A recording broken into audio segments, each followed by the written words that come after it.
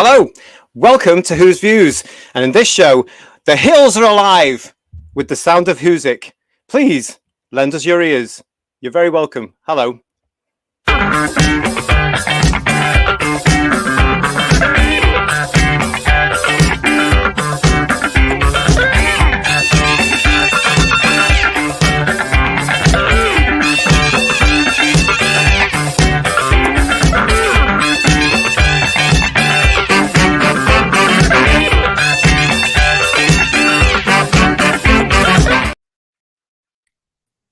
Indeed, welcome to Whose Views. It's a Thursday night. Here's the WHOTASTIC panel, as you can see. Hello, everyone. Hello.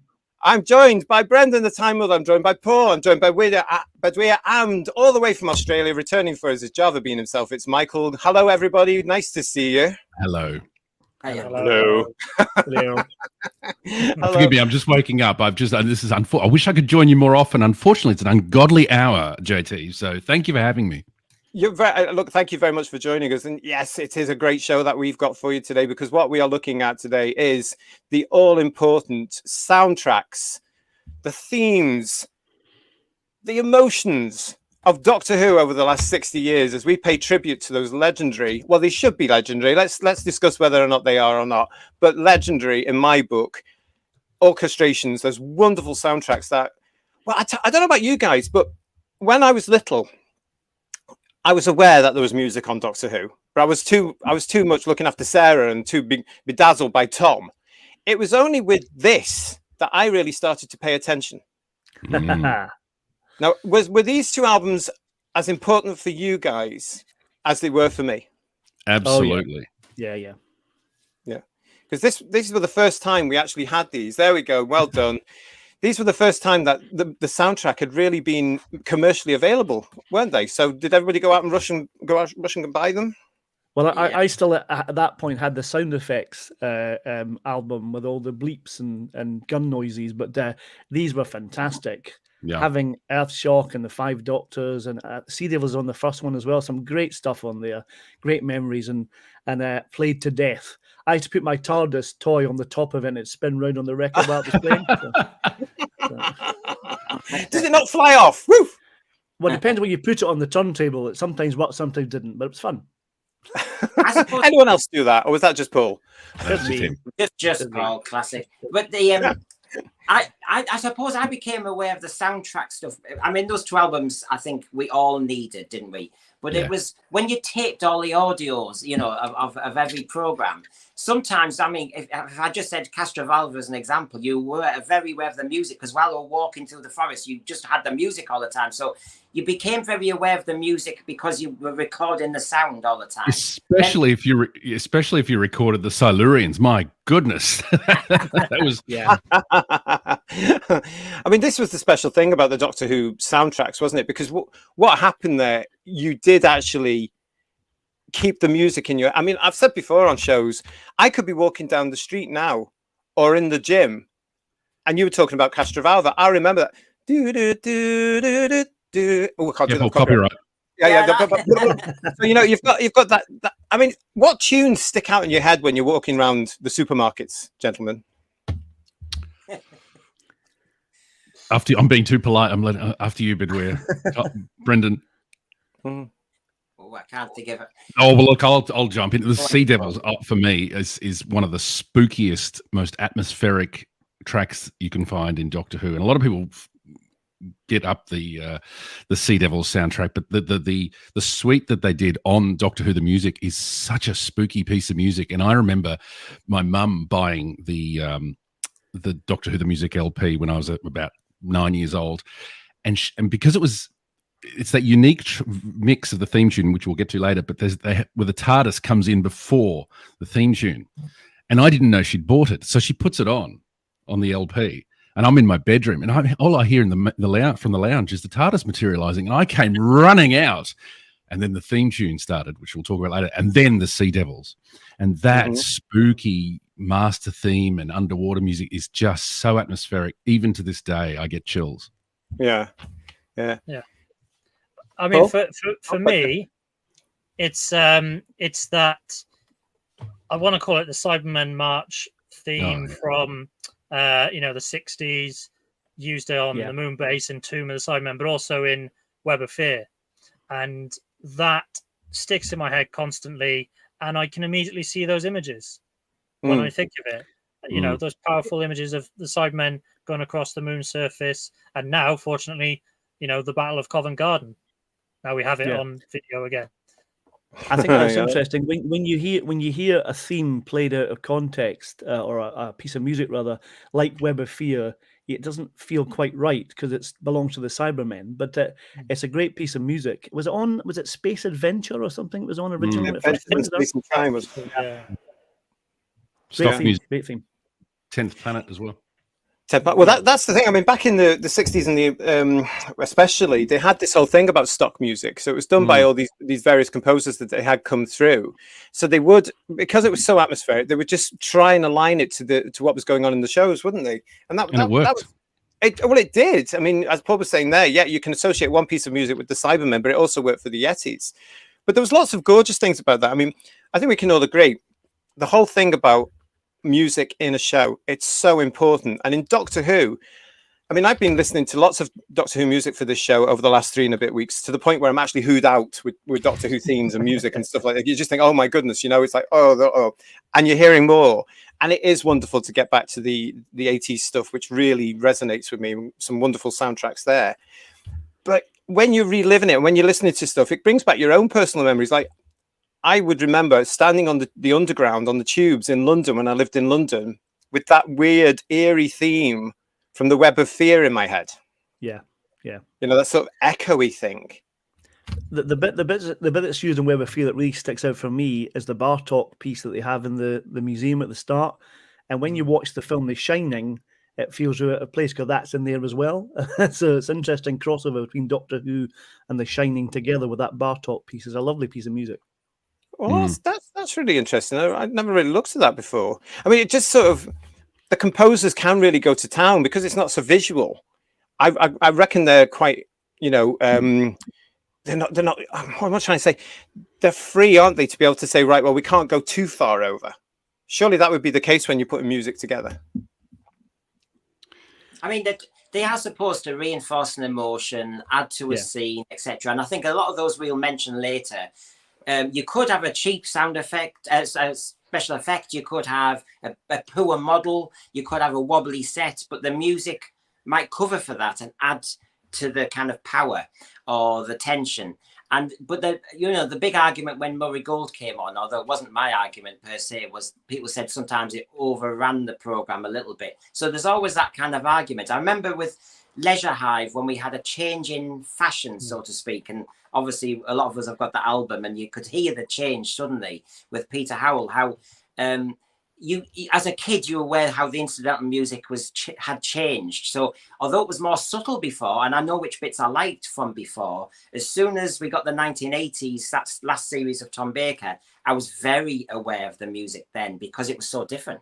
Do you think that's possibly because we were all growing up as well? Because, as I say, my memories really of 1970s Doctor Who was not necessarily the music. Whereas with the 1980s, discovering music as you did, and if you're around in the 1980s, you'll know what I mean with all the music that's going on. And hello to everybody that's watching us this evening as well. Let us know your favorite memories in the chat. Let us know what comes into your head when you're waltzing around Tesco. But, you know, it's a real case of, do you think it is because of our... Yeah. Do you think it is because of our age as well? We are listening. We got the music more. It could be that, GT, or it could be the fact. I think certainly as a fan, there's a lot of this stuff available to buy, like the Doctor Who music Volume 1 and 2, and then later about the Season 75 stuff as well. So I think it became more available. And as well, at that point, there weren't so many VHSs out at that point, so you weren't as familiar with the music as you might have been once you'd watched them more and more and more. Because some of the early 70s stuff I love. Michael mentioned the Silurians. I actually like the Silurians soundtrack. Apart from the bit where the Doctor gets attacked by the Silurians, he does that big gurning face that Pertwee was prone to do on a cliffhanger. That kind of killed it a little bit. But the actual music prior to that was really creepy around the farm and all that. When Liz gets attacked or the farmer's wife gets attacked, all that kind of stuff is fabulous. And all the bits in the caves and the way it's wonderfully shot by Timothy Coombs. So the music works well for that. most of the time, but the last few bits, the kind of silly dancey bits they do are a bit not so good. I think that's Doctor Who music. Sorry, my cat was trying to get out there. I think that sums up Doctor Who music at its best: spooky and atmospheric. That's when it works best, I think, personally, when it's just ethereal and it evokes a mood. I mean, I would argue Doctor Who works best when it's spooky, but you know, but when you mentioned the 80s, JT, so many of those instruments, like the Yamaha CS80, the mighty Yamaha CS80 synthesizer, was used in so much pop music, you know, from Duran Duran right through to, you know, disco, whatever. And Peter Howell put it front and center with that Leisure Hive soundtrack. And to this day, I can listen to a track from that period and go, there's the Yamaha CS80. It's got us. Can you really? Yeah, I'm not a musician, but I've got friends who are, and I say, is that yeah, that's a CS80, and it's got if you look it up on YouTube, the Yamaha CS80. I mean, you'll get Blade Runner, you'll get all sorts of things, and that's what Peter Howell was using a lot of the time, amongst other things. But it was a very, very late 70s, early to mid 80s sound. Wow. Obviously, you've surprised me there, because I wouldn't be able to tell you anything about any equipment at all. I just hear the stuff, and I'm very grateful to hear the stuff. But there was a tremendous difference there. I mean, am I the only one that was when we were growing up with Doctor Who, with Tom, that didn't really necessarily hear the music? The one that really stands out for me is City of Death, which one of you put down as who said that was one of your favorites? I can't remember. I did, but I don't know if anyone else did as well. But it's definitely one of my favorites. A fantastic. It's one of the most melodic, isn't it? Yeah. It is, because it does have that Parisian feel, Paul.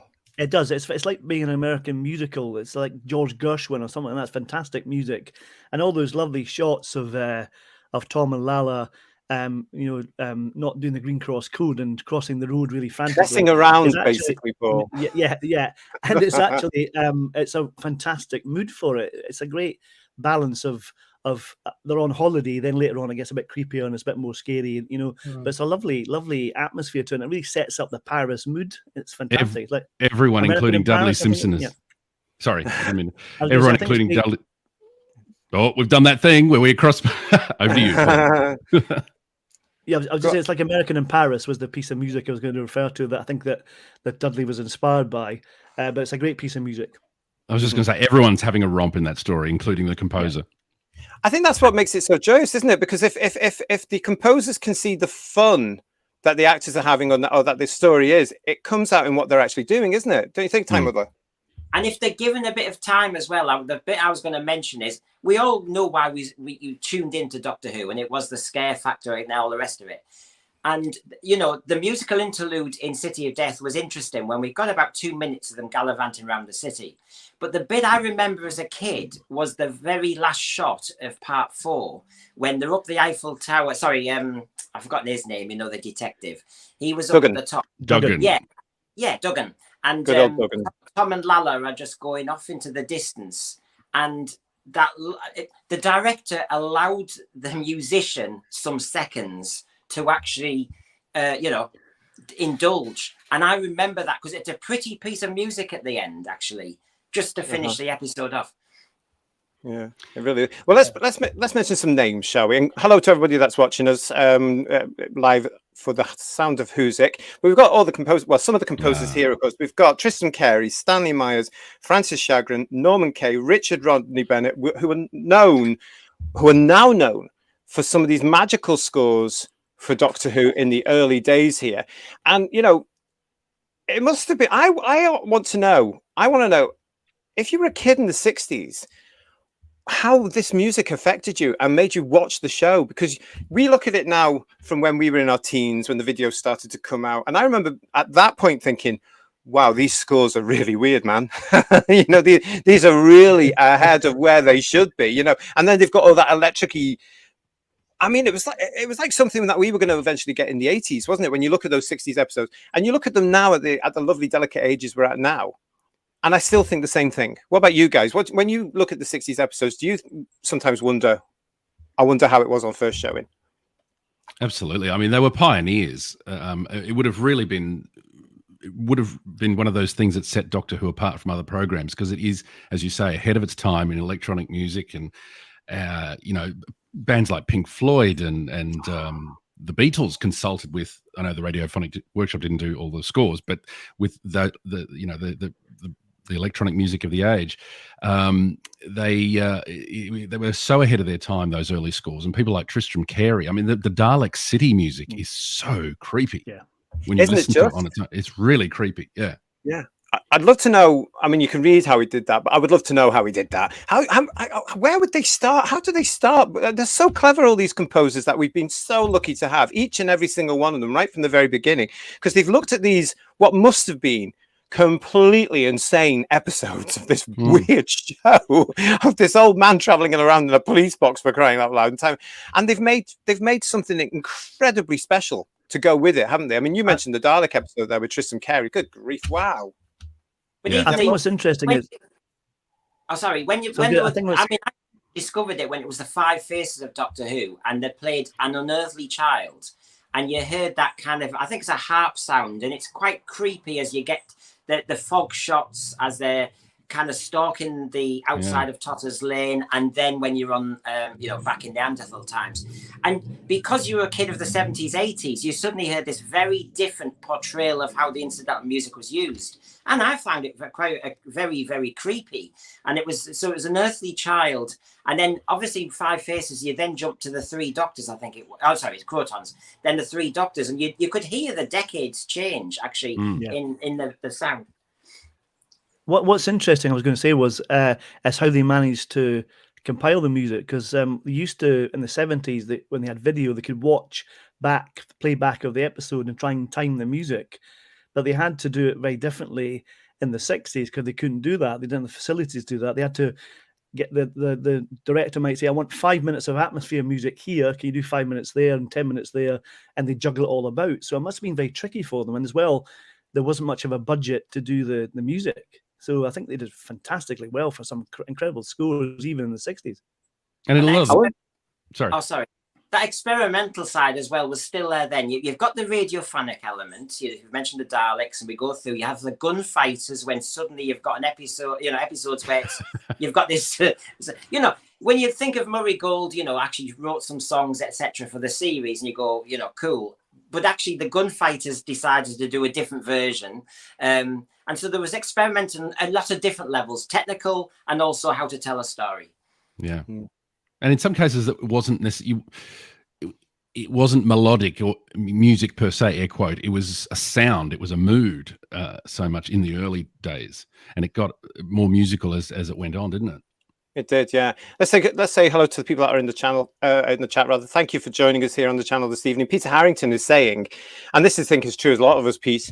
I remember playing the 5 Doctors to death on cassette. That beautiful Razalon horn and the ticking clock-like noise, and then the crashing cymbal like the March of the Cybermen. They do make such an impact on all of us there, aren't they? Hello to TARDIS Spider, who's here. Jamie Reese is here with us. We've got Silver Dalek here as well. Nice to see you all. Silver Dalek's actually saying Dudley Simpson's Hammer horror inspired scores are wonderful too. And then Pete's back. Watching Genesis and Dudley's music so helped the Daleks, especially gliding through the corridors. Oh yeah. Massively. That's one of my choices later. Yeah. I think Dudley Simpson sometimes gets a bit overlooked, unfortunately. He was there for a big chunk of time. I mean, and the whole decade. And an Australian, I hasten to add. He was. The Claws of Axos. I mean, that's a unique one. Did he do that? He did that, didn't he? I have to double check. He did that one. Yeah. So hail Dudley. Oh yeah, definitely. And he did some of the 60s episodes as well. So yeah, I mean, with Dudley, I get the impression as well that he was experimenting with sort of styles as well. Because, one of my favorites of his was actually the whole Genesis thing. And I'm glad that Pete mentioned it there, because that whole walk, gliding through those corridors and that clashing, and that is one of the ones I do remember as well, because that was quite scary. And the first time I was really taking notice of the Daleks back then as well. It all came together wonderfully. I mean, there's such a talent there, and he was with the show for such a long time. And the March of Davros, the first time you properly saw Davros come into the laboratory, and that music, that's distinct. And of course, it shone at the time, but of course, I dare say we all got the Genesis of the Dalek soundtrack, and that was the one. Yes. That's the one I played to death. I So step I from know the TARDIS. the piano little bits, you know, and you know, the bunkers, you know, being ambushed, and you know, the blowing up the car lids, and you know, Davos is just tapping his finger, and Nida's freaking out, and you get this piano little, it's just dabbling in the background, and you know, I'm thinking, and all the time, and that menace, I think, was it Peter Harrington you said, mentioned the Genesis with the Daleks going down the corridor. You have the clash of the metal, but then you had this little menacing kind of squirrely sound in the background, and you could, as they went off into the distance, there was loads in that one. The first time Sarah saw the Dalek and Davros in that cave outlook in episode 1, they clang down, and you know, a clever move of the camera, so you miss the Dalek. That stands out a mile. Genesis of the Daleks, I love the piano play. I like the quiet bits. I like the loud bits. And we've said in so many reviews from Ice Warriors everywhere, because Ice Warriors is drums, that these musicians understood with Doctor Who that they didn't have much time per scene or whatever, that, you know, to shine. But what they did is they give us all identikits for the Master, for the Ice Warriors, for the Daleks, to make them more powerful, distinctive, menacing. And how many other shows of contemporary shows, you know, that went alongside Doctor Who actually had a new score every week? Like, I'm a serious question. That's not rhetorical. How many? I mean, I can't think of too many. Well, not many. Because they all had the stock score by the one composer as well. That's right. I mean, yeah, okay, we had Dudley Simpson throughout the 70s, and it was really his his era, wasn't it, when he did that? He went through practically everything that Tom did. But then when we get to the 80s and it changes, you're getting a different composer with a different approach to something every story. Yeah, you're right, Mike. I mean, it was just a case of like, you know, it's unique to Doctor Who. I mean, it's not the same so much now, and we'll come to that as well, because, you know, you get the house composer now, don't you, doing everything for you. But I wanted to talk about that. I mean, the whole magic of Doctor Who is each story is different, and the music would change with it. That, I would say that's right. What would you guys think? I think so, definitely, because I think it was proved by J&T when he got a more variety of composers in. I love Dudley. I think some great stuff. But when we get to the 80s, every other story's got a different composer, be Paddy Kingsland, Peter Howell, whoever, and it really it rings the changes and creates a different atmosphere for different stories. And it feels like a bit like J&T being a showrunner for 9 years with different script editors. It feels like a different show every week. It's got a different atmosphere. It works very well. Yeah. Well, now you mentioned them, let's see them, shall we? Because here we are. Here's the 80s crew: Peter Howell, Elizabeth Parker, Paddy Kingsland, Roger Lynn, Malcolm Clarke. I mean, these are the ones that we really, really started to take notice of, really, with their incredible soundtracks to the show. And it all started with season 18, didn't it? Yeah. I mean, when you look at these now, I mean, I have to say, one thing that gets me about some of the stuff that's come along with the reboot, with the modern Who, it's all emotion, it's all emotive. You never got that in the original Who. Excuse me? Yes, you did. And you did get themes as well. I mean, these three had themes. Nissa's theme is beautiful. Adric's theme is a bit boyish. It's a bit bouncy. And we all know Tegan's, because the Tegan theme got us all crying in 1984, decades before Rose turned up. And dare I say... Oh, sorry. And no, there we go again. And sorry.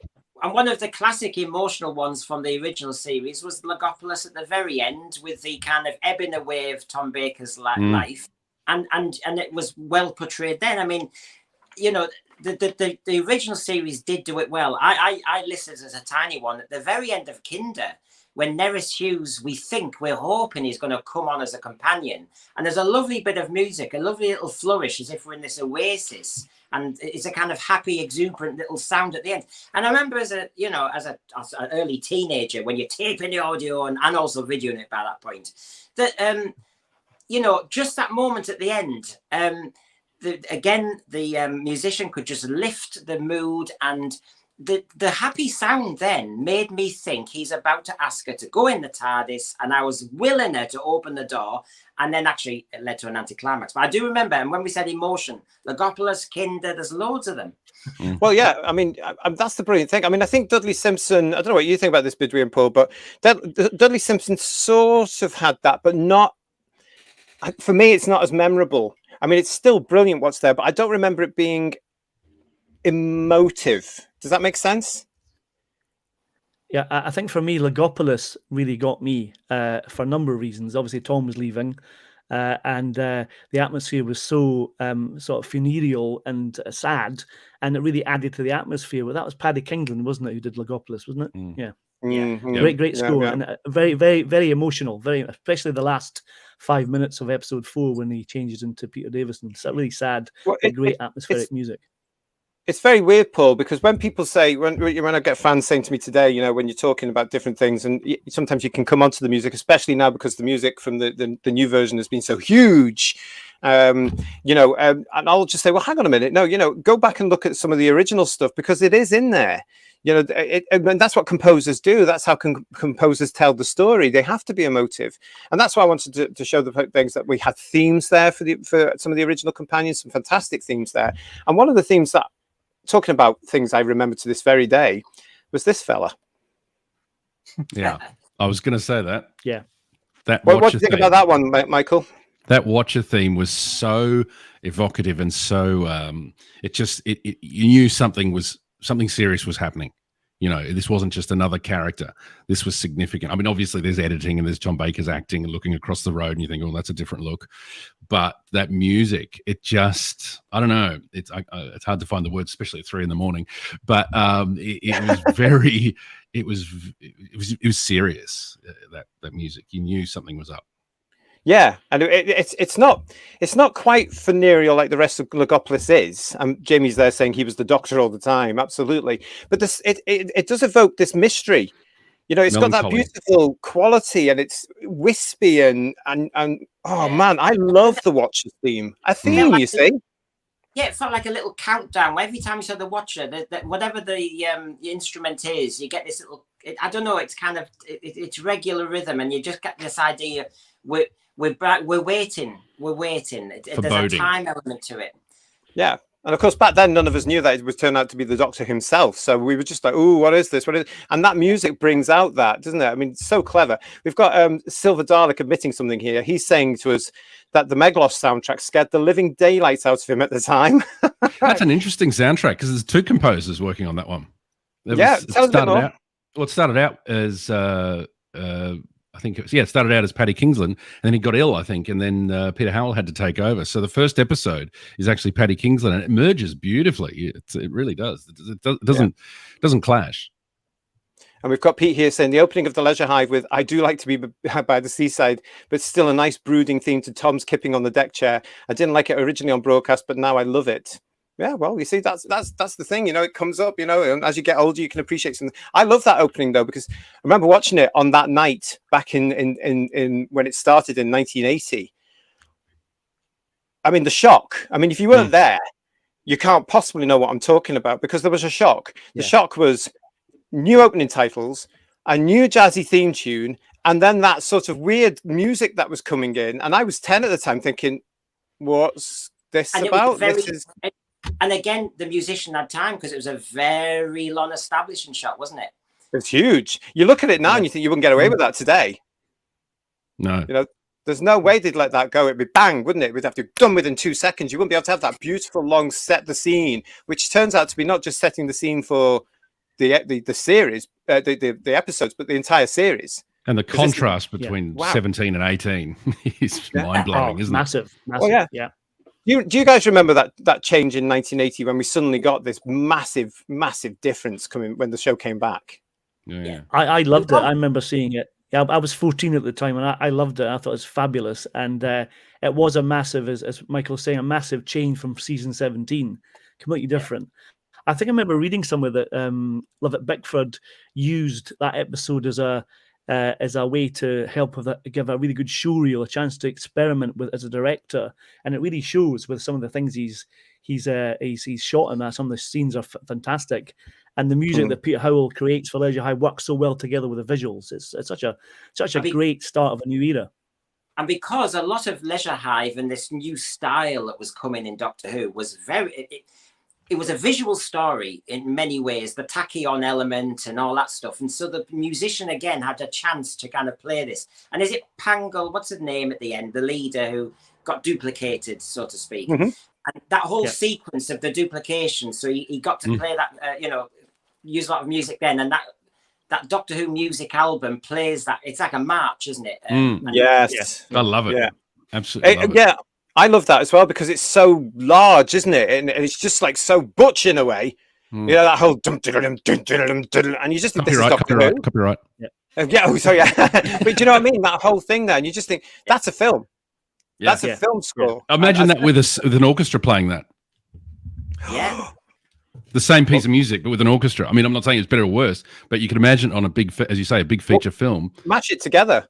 Because I actually love the fact that Doctor Who at this point was playing with the sounds that were in the old hit parade, in the pop charts, you know, because electronic music was everywhere, and here it was in our favorite TV show as well. I just thought it was absolutely incredible.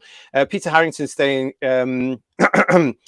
"State of Decay. I must go back and revisit. Loved again on cassette. Played it often. Yeah, and again managed to capture the whole sort of essence of that." Otherworldly thing there. We've got Gary here, and Gary's look at this, just tuning in. He's got a nasty cold in this weather, so he's super hot at the moment. Anyway, just to say, Doctor Who the music LP is glorious. None of us are going to say anything about that because we absolutely agree with you. Yeah, there we go. Wonderful, wonderful, wonderful. Right, so the other thing, give us another favorite memory. Somebody. Earthshock. Come on, Earthshock. Oh yeah. What got you about Earthshock? Look, before we do that, actually. Somebody mentioned Earthshock, and let's bring who was it that mentioned Earthshock? It was Pete. Is it? When he was saying the march of the crashing symbol, like March of the Cybermen. Yeah, so we've got, I mean, go on then, Paul, tell us all about it.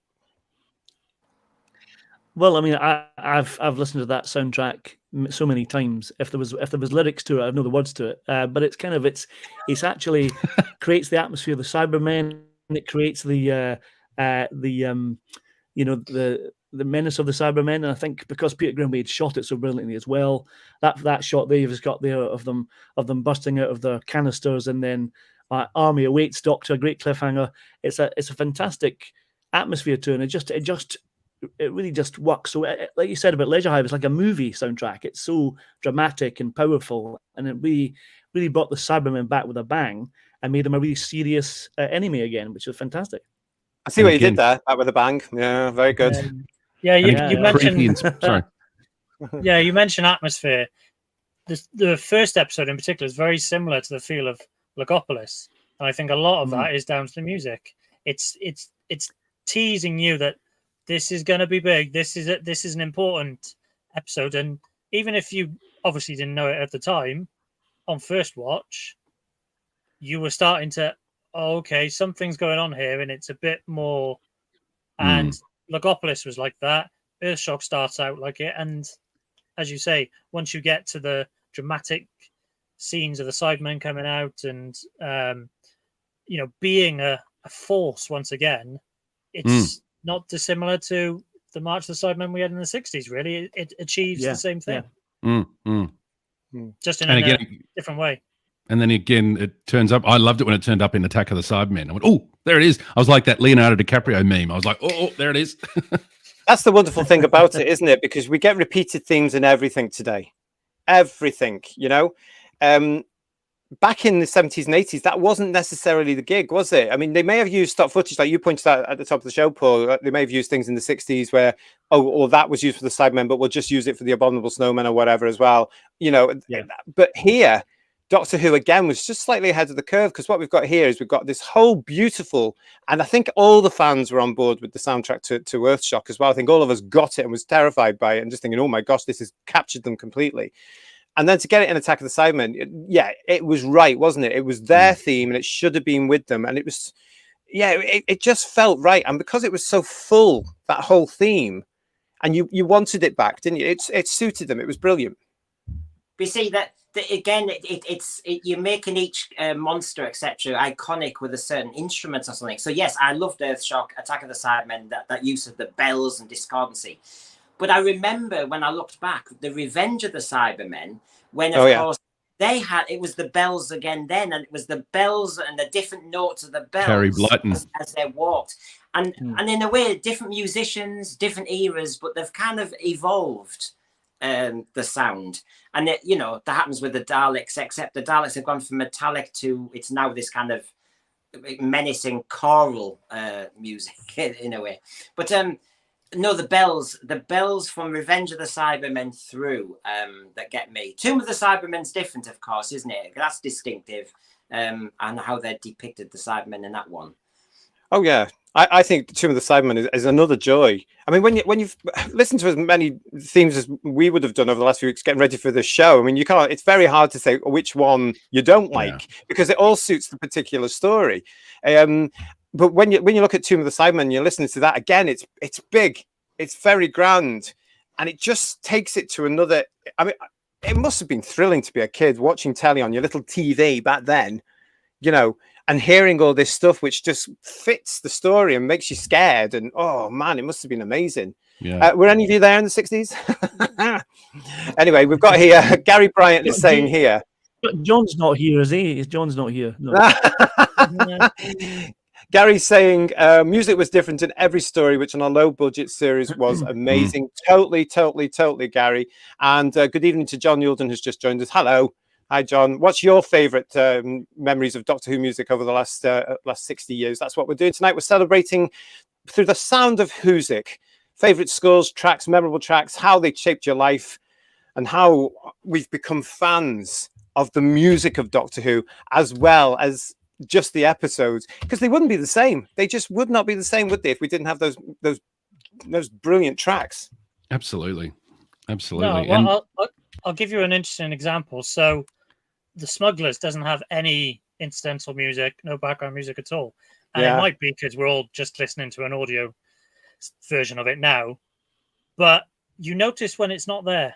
And there's the school of thought of, well, good incidental music you shouldn't notice because you're caught up in the action and the drama and the emotion. But when it's not there, you really do notice it, particularly in Doctor Who. It's a good point because you do. Sometimes it's not. Okay, sometimes it's not needed. If you look at Planet Spiders and John turning into Tom, there's no music in that at all when they're having a conversation about death, and it's a great moment. But there's no music there at all, and that works really well without music. I don't know if it would work. If it would have worked with bombastic music like they may have had later on in the new series, But I think sometimes it works better without it. Sometimes, depending on the moment. Well, I think that's the genius of the composer, isn't it? And whoever's writing the music for this, because they have to judge where they play something and where they don't play something, don't they? And that's a real case of that. I think that's part of their talent. And it must be a headache. I can't imagine what it must be like. And working closely with the director, they would have looked at that moment in Planet of the Spiders, which is my favourite regeneration. It's the most understated but beautiful. Planet of the Spiders. Sorry, it's my accent. And I love it. The director would have worked with the composer and say, look, we need to hold this moment. This needs to be quiet. So you step back. It's knowing when to take your foot off the pedal sometimes. Yeah. It's a good point, that, isn't it? Because, it has to relay characterization, performance, the direction that you're just saying there, the theme of the episode, the tone, the atmosphere. I wouldn't know where to start with you guys when it comes to writing this stuff. This is really, I mean, I'm getting a headache thinking about it. And when you look at it, let's take Earthshock as the example there.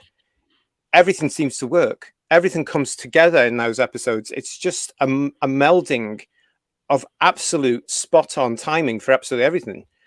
And there's a lot of Doctor Who stories like that. Has anyone got another example that they want to talk about? I mean, can I just raise two in one, because it's one composer? Because just carrying on from what you've just said, working closely with the director, I shocked myself when I was looking through all these. I thought, oh, here's some classic Dudley Simpson ones. But it was Jeffrey Bergen with Seeds of Doom and Terror of the Zygons. He was Because talk about adding... You're saying, JT, where do you start? And I just thought, when you watch those, I'm assuming the composer actually, I mean, they've got their background. One of them, you know, Jeffrey Bergen, it was all very medieval kind of music, and he's won awards, hasn't he? Ivan Novello Awards, etc., and BAFTAs. But he must have looked at the genre. I mean, it must have been a gift, the Philip Hinchcliffe era, to actually go, right, I know what you're doing here. All right, I'm going to go for that then. And there's a lot of, I think there were so many triggers for a composer in the Philip Hinchcliffe era. And you see, the Seeds of Doom, that start, I mean, basically, you've got some footage somewhere in a quarry with some blizzard effect. And you've got a little hut. We're trying to do the thing, of course. But the sounds, and it was when I listened to the Seeds of Doom and this harp and this use of violin and then a bit of woodwind, then I thought, this sounds a bit like, and then I checked it, and yes, my other favourite one was Terror of the Zygons. And the way he built the horrible, intense menace of the Zygon bass. And then, of course, he balanced that with this kind of Celtic quality. And you could tell we were in Scotland, and you could tell there was a kind of mythical element. Well, that's the beauty of it, because I'm glad you've mentioned that, because well, there's a few of us on this panel that are in Scotland. At the moment, it's me and Paul, and that music has stayed with me forever.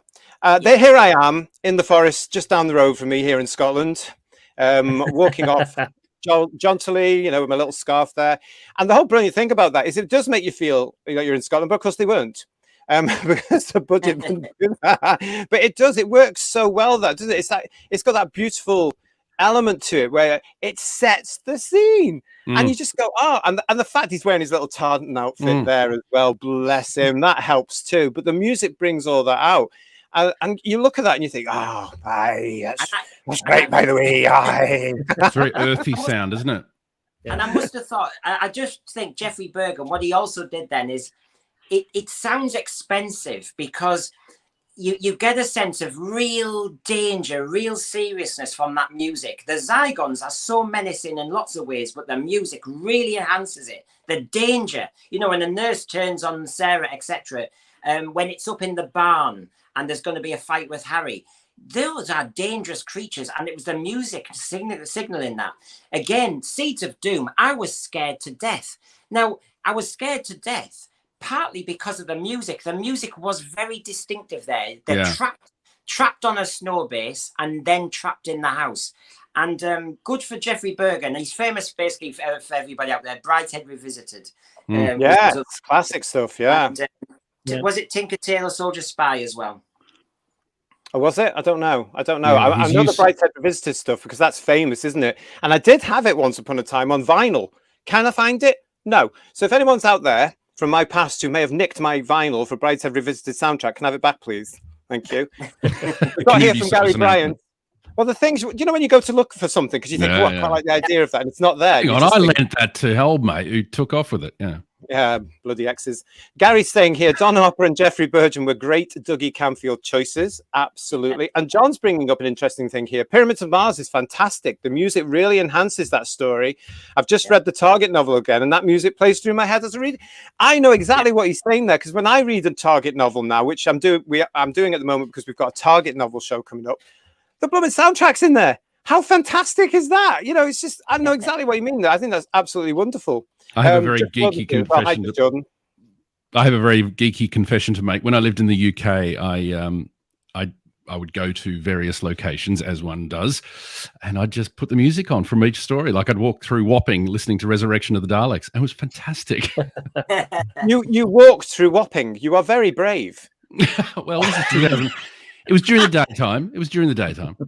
Was it really? I mean, I mean, what could you, when you were doing that, when you were walking through Wapping, and I was a wide-eyed big Australian in those days. You know, I was like, I hope it wasn't in the 80s when they filmed this, because Wapping back in the 80s is exactly as you see it on Resurrection of the Daleks. It was very run down. It was ruined. It was a bit dodgy. Let's face it. It was a bit rough. Now it's all these fabulous restaurants and pubs and clubs and very poor shops that you can't afford to buy anything from. They won't even let you in on some of them, and it's just amazing. But when you went down there, did you feel the soundtrack really coming to life when you were walking? Well, as I said, I was listening to it, and it's recognizable enough, even though it's gentrified. And I did the same. I remember Mark of the Rani walking around the museum there up in Telford or wherever it is. and listening to the Mark of the Rani soundtrack, and I felt like I was there. I know it's a very sad, geeky thing to do, but I loved it. It is, but we love it, and we love you for Yeah. it. Thank you for admitting that live here on Who's Views. you mentioned you're mentioning the Mark of the Rani. That's another one of those scores, that beautiful beginning, which is setting the scene. That lovely. I still remember that to this very day. That will pop into my head occasionally. Jonathan Gibbs, yeah. Well, yeah, and it's things like that you really just think, well, hang on a second, that's the impact of these scores, and they stay with you, don't they? It's absolutely fantastic. Badria, what score has stayed with you from when you were about 10 years old 20 minutes ago? I wish. I mean, it's interesting. Michael mentioned Resurrection of the Daleks, and I know from having walked through Shad Thames, and you look up at those buildings, I can still hear that opening soundtrack before they all burst out of the warehouse. Oh. It's funny how these things stay with you. I mean, for me, the one thing that probably had the most effect on me is Fury from the Deep and the censor cut scene of Mr. Oak and Mr. Quill and Miss Harris. And it's that combination of the sort of bouncy opening, which immediately sort of puts your teeth on edge. It's very creepy. And then you get the combination, as a lot of this stuff was in the 60s, is a combination of weird sounds from the Radiophonic Workshop and some stop music and all this sort of stuff coming together and meshing together. But for me, I think that is probably the creepiest scene in Doctor Who ever. It's a bit unnerving, isn't it? And it's amazing that we have it, and I can also see why it was cut, to be honest. It's another cracking soundtrack for Dudley. Yes, that's right, Paul. I mean, one of the things we've got these missing episodes and we all bemoan the fact that these episodes are lost in time and space, and we miss them. Yes, we do. But when you listen to the audios, and Fury from the Deep, Bedweer, he says, oh look, there's Bedweer. Fury from the Deep. When you listen to that soundtrack again, I mean, some of these things are really chilling, and because you haven't got the visual, you're having to do we all know the power of audio now. I mean, we've had years now of audio dramas, but we know in our head it's worse than it would have been if it was on the telly. And the music helps it. Do you find that, guys, when you're listening to things like Fury from the Deep and all the other missing stories on audio, do you find that it really does come up? It's that soundscape that's created. It's the combination of little bits of music with, Fury from the Deep. There's that heartbeat running all the way through of, the weed creature, and when it builds, it really, it's just so unnerving and gripping, and everything good about when incidental and sound design really work together. I totally agree, and that's what you want, especially from Doctor Who. I mean, if you're watching something like the original, I'm a huge fan, Who viewers, in case you don't know, of my Miss Marple, which is the late, great, wonderful Joan Hickson. That's my Miss Marple. I can watch that all the time. But the stock music in there is often misplaced. And I hear this now as I'm getting older. That doesn't suit that particular scene. That must have been the director just going, I'll just have that bit there and I'll put it there and it's nice. But it doesn't work. The thing with Doctor Who is it works, doesn't it? It absolutely works. And I think I always say to people, we've got to look at the benefit of not having certain episodes, because I try to cheer people up all the time. And one of the benefits we've got of not having the actual episodes is we're paying more attention to the music.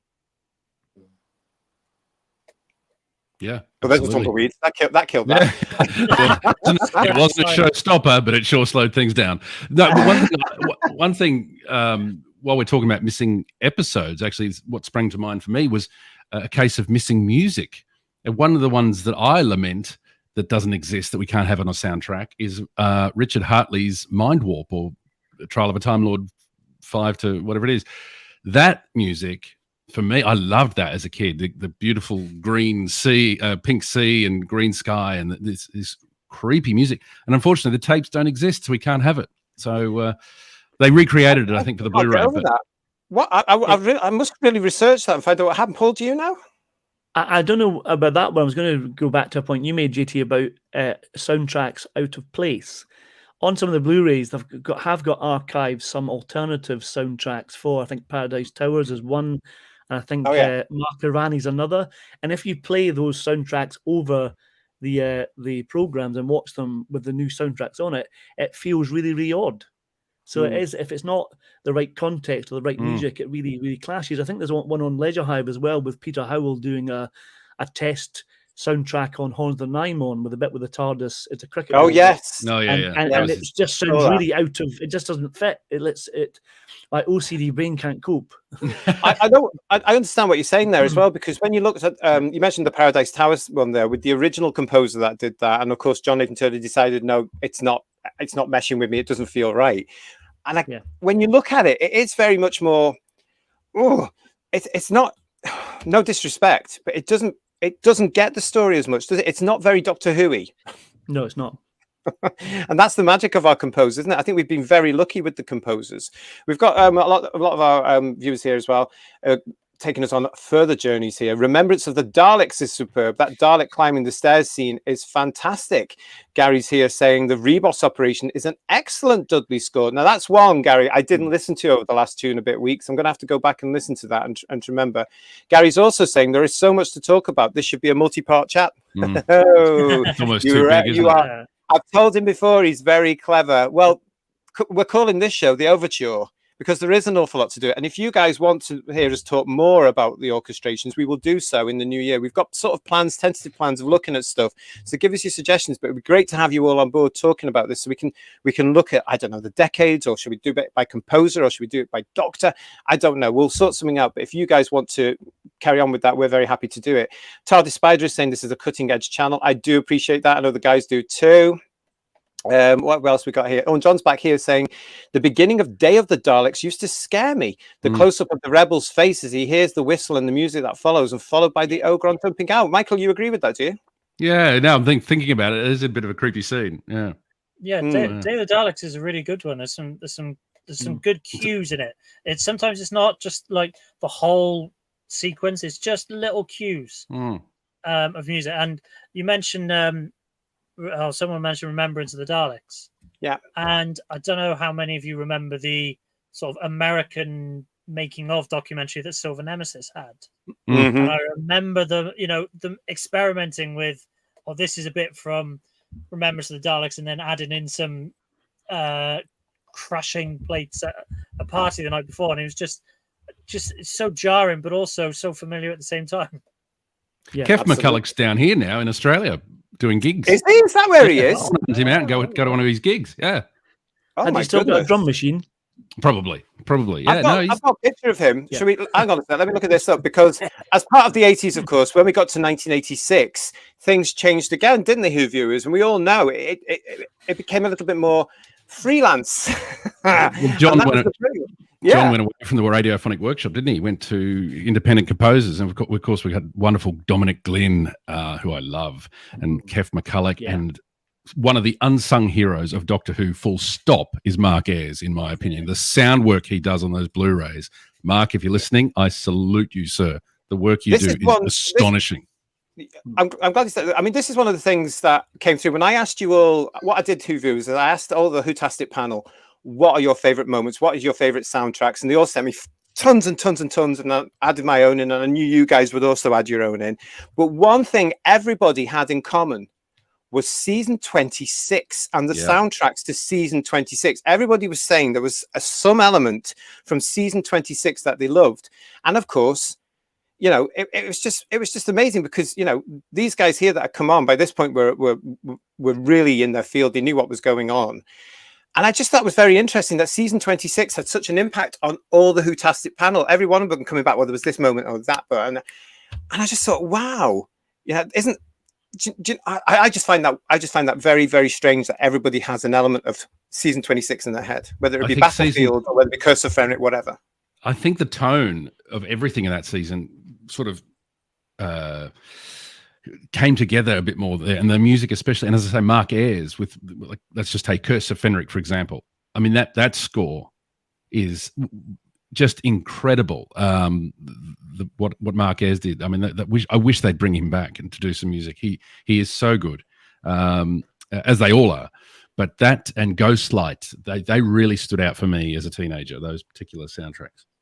Mm. Yeah, I'm pretty sure I've got the CDs from the early 90s when they released the soundtracks of Curse of Fenric and Ghostlight. I'm sure they're on a shelf somewhere. But I mean, viewers can go back and watch Curse of Fenric and our review of it from a few weeks ago. I love everything about season 26, and the music is part of it. And for me, there are two legends: Dudley Simpson for his whole period, which is very much of that period, and Marquez, not just for his work on Sylve's seasons, but what he's done since in terms of getting the soundtracks ready for vinyl releases, everything that he's done on the Blu-ray upgrades and all that sort of stuff, and restorations and everything. Yeah, it's just incredible absolutely. what he does. It really is. Marquez is an absolute genius. Well, I'm glad you said that, because Michael was also saying that he's got a particular favorite composer there. And, wouldn't it be fantastic if we actually knew somebody that could actually give us some authority about music, that understood music in a way we don't, that understood whatever Yamaha you were talking about, Michael, was? Wouldn't it be fantastic if that person also worked on Doctor Who? WHOTASTIC panel, put your hands together. Who viewers, put your hands together. Please welcome Mr. DOMINIC GLYNN. No. Hello, hello, hello. Hi. Oh, you're looking well. How are you? Well, the sun's been out, you see. It's about We were 31 degrees here. We were just talking about you, and as if by magic, you turned up, my friend. Thank you so much for taking time out of your very, very busy schedule to join us here on Who's Views for the Sound of WHOSIC. You're welcome. Absolute joy. So, Mr. DOMINIC GLYNN, your involvement with Doctor Who starts, around about 1985? And the mythology goes that you sent a tape to Mr. Nathan Turner. Is that true? Absolutely. A cassette, would you believe? What's that? Cassettes, yeah, I know. I said it was probably about 1984 when I originally wrote to him. So I sent him a tape of just me whittling around with synthesizers and making spooky noises. And I thought, well, who's going to be interested in this? Or maybe Doctor Who. Maybe this would be suitable for Doctor Who. So I sent it to him. I think it was about 84. And, amazingly, he did write back and said, well, I'm interested in what you've sent me. Could you send me some more? We sort of had a bit of a pen pal relationship for a while, where I sent him 2 or 3 different demo tapes. And then he sort of didn't exactly give me the job, but he sort of said, I think you could do this. Just wait to hear from me. Next thing I heard is the show had been cancelled. So there was my big chance, But luckily, obviously, it was only a temporary cancellation. And the moment it was re-announced, I got a call from him, and took it from there. Yeah, you were quite young at the time as well, weren't you, Dominic? Yeah, what were you, 23, 24? Yeah, I think I was 24 when I first started writing to him, and then I got the job when I was 25. Yeah. Mm-hmm. And that was life altering, because you've had a fantastic career, a really fantastic career. And of course, that whole season was important for all of us. I mean, you are a Doctor Who fan as well, so you must have felt the fact that this is important. This is it coming back. You would have had John breathing down your neck, I'm sure you did. Say, "Oh, listen." How did you go around actually looking at episodes 1 to 4 of The Trial of a Time Lord and making it fresh? Because it is fresh to this day. It's fresh. Congratulations. Well, thank you. I mean, I suppose, it's that sort of the idealistic young composer kind of thinking, I can take this show and I can do something new with it. And I just suppose I didn't want to just do exactly what everybody else had done. I wanted to try and do something different. And I always remember the thing that I had in my mind at the time was that whilst the Radiophonic Workshop and that sound had served Doctor Who really well in the 70s and 80s, I felt it was time for Doctor Who to get a bit more cinematic. So my thinking, and I think I may even have suggested this to John, is that I try and make the soundtrack a bit more cinematic. Bearing in mind we didn't have the budget to make it cinematic, we were going to try to make it cinematic. There was no chance in a million years of using any orchestral players or anything like that. Was totally out of the question. But I was lucky enough to be able to use individual musicians where needed. So I suppose that helped to to give it a boost in a way in some of the stories I worked on. When I watched back Mysterious Planet a little while ago as part of the research for this, and I'm not kidding when I say it's still fresh. How do you go about starting with that incredible, those effects, those musical effects that you've got there? Because it's very bubbly and it is mysterious. And then there's that, I can't do it for copyright reasons, but you know, all that whining and stuff like this, Dominic, and you're thinking, how do you do that? Tell somebody like me who hasn't a clue, where do you start? Well, that piece of music was actually the only piece of music I wrote originally from the script. So the very last test that John gave me to see if I was up for doing the job was to give me that piece of script, episode 1, the first opening scene. And he said, could you write something that works for this scene? So I went away. I hadn't seen it. I just had to go by Rob Holmes's script, and I had to come up with something out of my head. And obviously I knew a lot rested on it. It was, my job would rest on doing this one piece of music. So I wrote something off the top of my head, which seemed to fit the words on the page. And again, I sent it off on another cassette tape. John listened to it, said, yeah, that's perfect. Yeah, you got the job. Did he? Oh, bless him. Yeah. And then, of course, it wasn't, actually, as I'd sent it to him, it was because I didn't know how long the scene was going to be or anything. That was a demo for it, basically. So, so I then took that piece that I'd written as a demo and turned it into the piece once I'd seen the video. So the procedure would have been, of course, that we would go and we used to do it at the Radiophonic Workshop. Actually, we would go and view an episode at a time with the director and Dick Mills, who did the special sound effects, etc. And we would go through it, making notes as to where the music was going to go and what sort of style we were going to go for and all that kind of thing. And interestingly, we didn't do episode 1 first. We did episode 2 or 3. I can't remember which one came first, for some odd production reason. So the very first episode I worked on, aside from that opening scene, which I did in advance, was episode 2, I think.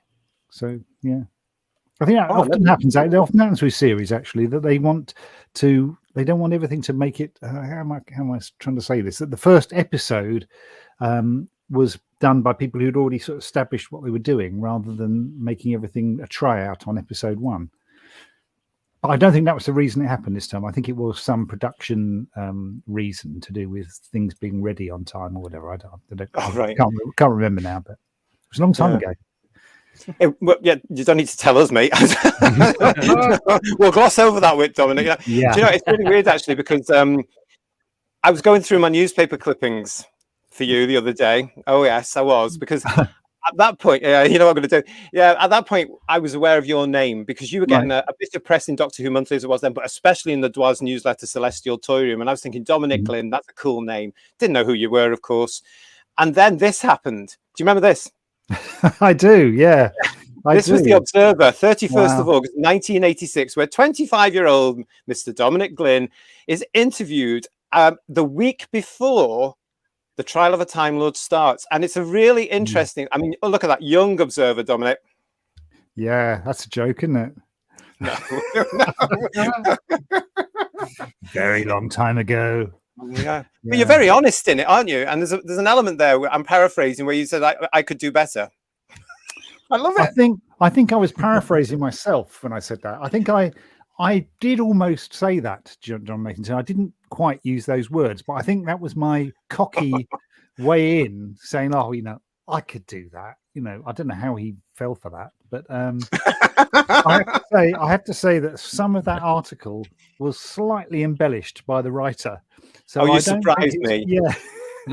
As I recall at the time, reading it back and thinking, I don't think I said that. I don't know. I'm sure I didn't say that. Did John not warn you? He didn't. I don't think he knew. I don't think he knew. I don't know. Maybe I had to tell him. I can't remember. Oh, you would have had to. He would have clamped down on you on the Sunday afternoon, wouldn't he? He would have phoned you saying, "Why are you with this?" I must have told him before it went to print, but I don't remember telling him before I did the interview. So. well, no. Wait. So listen, you're busy writing in 1986 for episodes 1 to 4, and guys, you can ask questions, please, to our guest as well in a second. When exactly did John give you the big gig? Because you are one of what, seven people in the world that can say that you got the big gig. You got to do the arrangement for the theme tune of this almighty show that we all love. And it was this one with these titles, which must have drove you insane. But when did John give you the big gig? Well, that's a very good question. I wish I could immediately answer that. Oh, yes. Very nice, Michael. Yeah. Thank you. Very nice. Still got it. I wish I could actually look at this on a timeline to remember when everything happened. But I don't think I had even started. Had I started on an episode? He gave me a call, basically. He rang me up. So he commissioned me for 4. First of all, he commissioned me for 1 episode, obviously being ever so slightly wary of this 25-year-old cocky bloke that claimed he could do the job. So he thought, well, we'll see if we can do 1 episode. If that works, moving on. Obviously, like what I did for that one, moved on, did commission me for 4 episodes. But I don't think I'd even done the first one. Maybe I had just done the first one. And he rang up and said, would you like to have a go at doing the theme? Oh, my God. And it was like, I mean, what do you say? You can't turn it down. Well, exactly. You can't turn it down. But at the same time, I remember putting the phone down afterwards and going, Yeah. What have I done? Yeah, what have I just said yes to? Because obviously, it's got such a reputation for being an absolute classic, and almost no matter what I did, I knew that a lot of people would absolutely hate it, and fortunately, a lot of people loved it as well. But it definitely has become one of those themes that people either absolutely love or they detest it. I absolutely love it. Oh, yeah, thank love you. it. Yeah, thanks. Well, it's I know. So do I. Yeah. Well, bearing in mind, I did it very, very quickly. So you were talking about when did he let me know? He let me know, but he needed it urgently. Go on. When you're saying quickly, how long? How long did he give you? Well, I can't remember. I know in my mind, I immediately thought, oh God, is that all I've got? It was like 2 weeks or something. Oh, crikey. It was very, very quick. And I was literally just in the process of buying the equipment I needed to do the episodes. So I can't have started. That's right. I can't have started. It was very early on in the process. And I had to get my mixing desk. I had to get a reel-to-reel tape machine, which is what I was recording onto in those days. Because when I did the demo tapes, they were done on a 4-track Porter Studio cassette, which they just sounded dreadful. They were awful quality. But when I got the gig, I thought there's no way I could do a national TV series on a cassette machine. So I had to, find some money, buy some equipment, and throw something together. So I was never completely satisfied with my version of the theme. I really wished I'd had more time to work on it. But sorry, when you were given the theme as a task to do, and you're a fan and you're aware of all the different other interpretations, did you try and blank them? Did you try? I mean, how do you do that? I mean, to be fair, when I did it, there hadn't been that many. There was the Delia Derbyshire with Dick Mells version, and there was the Peter Howe version. Yes, they were the only he was two. a third. I was the third one, and all I did. Well, John said, I'll send you all the other versions. So he literally sent a bike round, a bike with a load of tapes on his back, came and knocked on my door and gave me a load of tapes. And it was the various versions from Delia and the Peter Howe version. And he just said, have a listen to see what you can. You gave no direct. Oh, actually, no, he did give me some direction, which I ignored, which is one thing you should never do, by the way. When you're being commissioned, always follow the brief. But no, he said, could you have a go at seeing if it would do a disco version of it. Oh, I is mean, that how we got mankind on this? Is it? Well, yeah, I this, thought you could just use that. Yeah. this ties in, Dominic, with the question we've had from one of our viewers. Gary Bryant is here, and he's asking you, how did you feel being released with the Mankind version as your B-side? Well, to be honest, I wasn't very happy because I had been sort of negotiating a bit with BBC Records to release on the B-side the trial theme, the piece of music at the beginning of episode 1. And we talked about it, and there was some talk about that being the B-side. But then for some reason, next thing I heard, they'd put the Mankind track on. So I wasn't very happy. And also I didn't really like the Mankind version. I thought it was exactly what I didn't like about arrangements of Doctor Who. I always thought the Doctor Who themes should be weird and mysterious and dark and not fun and games, Not disco. Yeah. Whereas, I mean, later on, obviously, this is long before house music and techno music came along, where I think it was possible to combine dance music with a darker feel.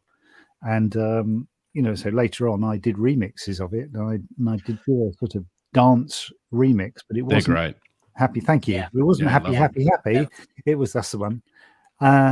It was, trying to keep the spirit of the real thing. I think in 1986, I think the world wasn't ready to do like Gallifrey remixes, and I certainly didn't have the capacity to come up with something like that in those days, because there hadn't been, house music didn't exist, techno music didn't exist. No, it's true. There was a lot to come that would inspire music later on. Absolutely. Dominic, I backpacked around Australia listening to those. Oh, did you? Oh, excellent. Yeah. That's great. Could I ask a question about the theme tune, the process there? Hello, lovely to meet you, by the way. I'm a massive fan. Got all your stuff. Thanks, Martin. Nice to meet you. With the theme tune, obviously there are a couple of versions, aren't there? There's the opening and the closing, and then there's the album version. Does the album version come before the TV broadcast versions? No. So BBC Records were crazy, and so I was only ever commissioned to do the opening music and the closing music, both of which are different lengths, a different specification for what was needed. And obviously I was aware of the fact that in the past Doctor Who themes had always come out as singles on BBC Records. So I kept thinking, well, are the BBC going to release this? And I had various. So did we, Dominic. We were waiting for it. But the idiotic thing is they did release it. They released it the following year. Yes. So it had already been on. The series had finished 9-10 months earlier, and then they released the single. But at which point they then changed the theme on the TV show because they were changing the Doctor, and Sylvester took over, and they were trying to go for something entirely fresh. So my version came out way too late, and so the actual commission to do the 12-inch version, which is obviously what you've just shown up there, that's a longer version, even longer than the 7-inch version. So there was a 7-inch version, then there was the 12-inch mix, and but it came later. So I went back into a studio to record longer versions of the theme, which is how we ended up with the 7-inch version and the 12-inch version. So the 7-inch version, I went back into a studio with a friend of mine called Nick Kohler, who was doing keyboards for KLF, and he was great help. He also had some lovely keyboards, so we added a few bits and pieces. I'm going to get that on a t-shirt. Yeah, there's a Prophet 5 boosting the bass line, which is one of the things I'd always wanted to do, was to get a bit more guts out of the bass. So we did that on the 7-inch, and then when we did the 12-inch, we were cutting up the tape of the 7-inch version to make it longer, to make a 12-inch version. So that's really how it worked. Right. Yeah, great. So it was 87 that came out. That's right. What I keep holding up. Yeah, right. That's it. 87. Yeah. I mean, you've just cleared up something that's been in my head for years, decades now, about why we didn't get, because I wanted that, that single, the traditional single with Colin's face on it and your version of the theme tune, because that's what we're like as geeks. We buy all this stuff, and thanks for clearing up why we never got it, because I did get the 7-inch in just a black paper. That's it. Yeah, with a silver label. Yeah. With a silver label. Yeah. Yeah. And is this it? I mean, it came from John Fitton. Do you remember them back in the day, I guys? do. Yeah. And it came from him, and I opened it. Oh. Nothing fancy. Where's the fancy stuff? Yeah. So you had to get the 12-inch. You had to get the 12-inch for the fancy stuff. But well, we say fancy. Show it again, Michael. If you can see the 3D effect on this, viewers, you're doing very, very well. Look. I'll tell you what always made me laugh was the fact that they did it on they did a cassette version as well. I don't know if you've seen the cassette version. Yes. And so it came in the same sleeve as that, but with a little square. This is it. That's it. Cut out, and they stuck. I always thought that was a really odd way of doing it, but yeah. What did I know? I've got that version somewhere. The BBC records were nuts, as I say, because the very first release of the theme on a record was not the 12-inch version that you've got there. And it was on a compilation album from Holland, I think. Weirdly, it was a Dutch TV themes album with all British TV themes, but Dutch. Don't ask me why. Supplied, all the information was supplied by BBC Records. So my very first release on a CD, I think it was actually, would it have been CD? Yeah, came in the post. I'm so excited. My first release. I opened it all up. Doctor Who theme by Peter Howell, and it was mine. But they had just supplied the wrong information. Yeah. So Doctor Who by Peter Howell. And that's not that. Oh, that is. I'm sorry. I'm annoyed for you on that one. That's disrespectful. I mean, that's terrible. I was gutted. But fortunately, I'm sure you were quite right. Fortunately, that came out soon afterwards, or they're around about the same time. So it's okay. Yeah. We've got a couple of comments here for you as well. We've got Silver Dalek here saying that the trial intro music is stunning. Oh yeah. Yes. And thank you. Thanks. We've also got Peter's here, and he's agreeing with that. Beautiful sequence of music for the opening shot of Trial. It is still so amazing. I mean, when you look at that shot today, I mean, obviously very, very early. Well, they'd all do it by CGI now, wouldn't they? Yeah. And you can look at the things now, and it's absolutely gorgeous. So it is bizarre. When you saw that footage, did you know instantly what you were going to do, how you were going to try and well, as I say, I didn't know from the footage because I wrote it from the script. And the point is that the script was so beautifully written. That opening scene on paper is just beautifully worded. And it was so inspiring that I found it fairly easy to just put my head down and come up with something because it was all there on the page, really. So, and also I knew that I wanted to, it wasn't orchestral, but I wanted to have an element of the sort of orchestral sound while still being electronic. So I knew those things from the off.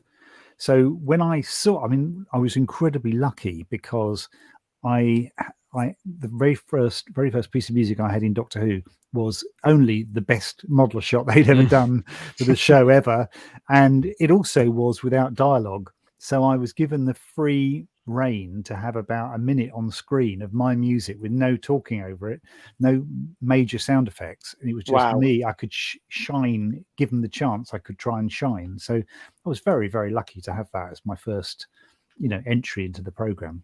It's quite an entrance. It's iconic. Yeah, well, it is, Mike, isn't it? It sets the scene for the entire series beautifully. Yeah, you've got that going there. I mean, you came back as well for that season as well for the last 2 episodes, didn't you? Yeah. You were saying there that you were only originally contracted by John for the 4. So how did that come about? Yeah, so originally the last 2 were going to be done by you'll have to remind me who did the Terror of the Vervoids. One of the radiophonic workshop. Was it Malcolm? Yeah, it might have been Malcolm actually. Malcolm Clark, yeah. Right. Yeah. He was going to do the last 2 as well because they were part of the same production of course. Set. Yes. So the 6 episodes were all Chris Clough and director, and they were all bracketed together. But of course the last 2 episodes are entirely different from the previous 4. And I think John thought that they were closer to the first 4 in the sense that they complete the story, the opening and the closing of the trial. And I think he thought it would be a good idea if I bookended the season. So it's great. You were able to. Oh, sorry. Well, no, just say I happily said yes. You'd love to. It was great. You were able to bring in Glitz's theme again and all that. Yeah, sort of thing. yeah, that's right. And which I did again in Dragonfire. Yeah. Dragonfire. Yeah. One of my favorite bits that you did in the Trail of Time, apart from what we've spoken about, is that for this. Oh yeah.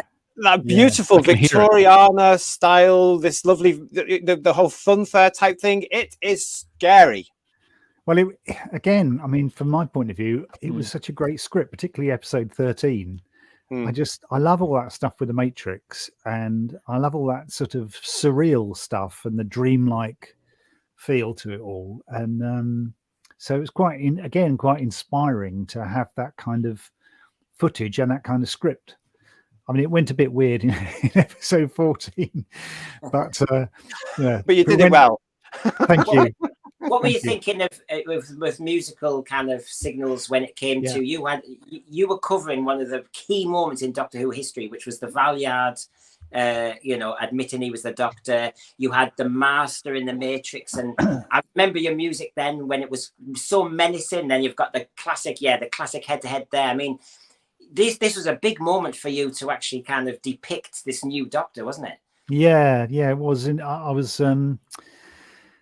I suppose the only time I really remember sort of doing a piece and then the director saying, "I think I want something else," was the reveal of the Valeyard, as you were talking about at the end of 14, where I'd done something really quite discordant and quite unpleasant, and Chris Clough said, "I think that's probably gone a bit too far there," so I had to make it a little bit more classic enemy type, reveal, rather than something a bit more I don't know what you'd call it, avant-garde. Look at you being all posh. Yeah, no, and but other than that, I mean, it was a great set of things to work on. I loved the fact that, having watched Doctor Who for years, it's nice to be doing something about the Matrix, and it was nice that Colin was establishing himself as the Doctor and becoming a much more settled character. It was nice to be part of that. I love that piece of music where you after the line, did you call him the Doctor? That note that you do there. Oh yeah, it's very, very minimal, but it packs a punch. It's really well done. It's amazing what you can do with one note sometimes. Yeah, it's brilliant. Yeah. One note, really? See, I'm not. I can only hear things. I don't know. I think you're a genius. I think any of you guys as composers are genius because you've brought, as we were saying at the top of the show, you've brought so much to our lives as fellow fans, and we can't thank you enough. I mean, you've enhanced these stories in a way that we could never imagine. The Trial of a Time Lord for yourself, there was that fresh feel. There was the mystery. You mentioned mystery. You nailed that. I remember the 6th of September. 1986, when that music hits, it must have been a nightmare for you, as I said, when you're dealing with that title sequence, which John didn't, he couldn't change it. There's no way he could have done that. Yeah, but it works and it's beautiful. And I just remember at that time, I think this is different. And then you get that shot, and then we're up and off. And those elements of with that score you did on Ravelox, which I'm going to plug this for you as well. This happened, didn't you? You got this out, the Ravelox remixes. Tell us a bit about this. Yeah. Well, I started doing remixes because I went to a convention. I went to the Gallifrey convention in Los Angeles, and they wanted to obviously interview me on stage and everything. And I thought, well, as a composer, I could do something that's different. Actors can talk, but I'm not great at talking. I can do musical things. So I thought, what I'll do is I will do a mix on stage. So I just took a laptop and I had recorded a version of the Who theme and I played it on stage, and everybody said, "Oh, that's really good. Oh, that's amazing. Are you going to do any more?" And I said, "No, I'm not doing any more. It's just a one-off." And then on the plane home, I was thinking, I could do a few more. So I did the Gallifrey remixes, which turned out 4 different versions of the theme, updated, and they went down really well, and people kept clamoring for more. So I thought, okay, well, I'll do something. What else could I do? And I thought, well, there's 15 episodes of incidental music that I worked on, packed full of little bits. I've done a lot of, as I was talking about earlier, techno and house music over the years. And a lot of DJs and producers I know were always asking for, could I borrow some of your samples of Doctor Who music because they I wanted to bet sample they are, it, yeah. put it in tracks, and I'd always resisted. And I thought, well, I could do it myself. So I basically sampled myself from various bits of episodes that I liked, of the, you know, little melody lines or little sounds that I liked, made loops out of them and everything, and turned them into new tracks. So that became the Ravelox remixes, which had got stuff from Survival and Dragonfire and Trial, and I think that's it on that one. And then I did the Happiness Patrol remixes, which, as you might guess, was music from the Happiness Patrol, and just again taking my favorite little snippets from it and turning them into new tracks. And they've all gone down so well. I've been really lucky that, you know, people have, you know, really been into it, which has meant that I might be planning another one. What? Give us an exclusive. I need to know, and I need to put my order in now. Okay. Well, I'm currently working on the Survival remixes, so hopefully that will be autumn time. Do you know what? My nipples have just gone like football studs. You'll have to come back and tell me all about it. And the reason because of that, Dominic, is simply because this Survival, and I'm not just saying this because you're on the show. Survival is one of my favoritist ever Doctor Who soundtracks, and I'll explain why. Yeah, because this has elements of what was going on in the music world at the time, but it manages to capture. I mean, I'm sure I'm hearing some, you know, some Pink Floyd in here. I don't know. Put me right down. Yeah. But also because it's that dusty landscape of that alien planet. You managed to capture. You captured the cats. There's that danger. I can't talk about this. This scared the life out of me to this very day. How did you manage that? I am now 53, and I still get the creeps when I listen to this, Dom. Well, so as always, you get the script before you get anything else. So I got the script early on. I obviously cats was a big, you know, theme of the whole story. So I immediately thought of screechy old violins, and I borrowed a violin off a friend of mine and nearly destroyed it because I did learn to play the violin when I was about 11 for about 18 months. Just awful. Yeah, it was terrible.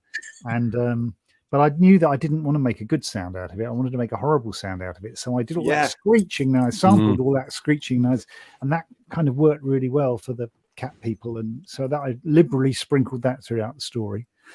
And the director was Alan Waring, and he had specifically played me, I can't remember the name of the track, but it was a Dire Straits track, which he said he envisaged something like that for the alien landscape. Wow. So I thought, okay. And I thought, well, in order to be authentic, I'm not going to try and fake an electric guitar. I'm going to get a guitarist in, which I did. And I think that, you know, that really helped to shape the whole soundtrack, really. I think without the guitar, it would have, you know, been okay, but it wouldn't have had that identity that it got by having the guitar in there. But again, you've managed to get in this, and when you hear it on these, you know, when you these are great. I have to say, Dominic, I love these. I buy these. I'm addicted to them. You know, I used to listen to them before they took the CDs out of my car. You know what I'm saying? Right. Yeah. You know, all that. You go on long journeys listening to some of your stuff. Fantastic. Oh, wow. This is where we start to actually try and put CD players back in cars. Everybody sign the petition. But you know, it's but again, you've got these. Well, I call them your signature styles. You've got these weird elements, these really weird sounds, which are completely alien, and it suits this story and this setting and what is going on here. And we were talking before you came on the show. We were talking about how New Who is all bigged up for themes and emotion. Here it is in 1989 Doctor Who, packed into 3 episodes. I mean, man, it's just fantastic. I can't thank you enough for this. This is my favorite out of all the soundtracks in all Doctor Who. Oh, thanks, Justin. Well, I mean, one thing I would say is I think we benefited, me, Mark and Kev benefited from rotating the composers. I wish they do that now. What I think is the problem is one composer does the whole lot. And one of the great joys of being on a rotation is that you really concentrate on the story you're doing, because you're not thinking about the next story and the last story, and you're just doing, and you get a different flavor for each story, just as each story has a different director and a different production team. It made sense for me to have a different composer, because if you've got a story like Survival, which takes place and it's like alien planet, but there's cats and there's people on horseback, and it's a very different feel to thinking of what else do we have in that season? Ghostlight, was that the same season? Whatever. Yeah, very different feel, totally different. It could be a completely different series. Only Doctor Who gets away with doing one story set in a Victorian house and the next story set on horseback on an alien planet.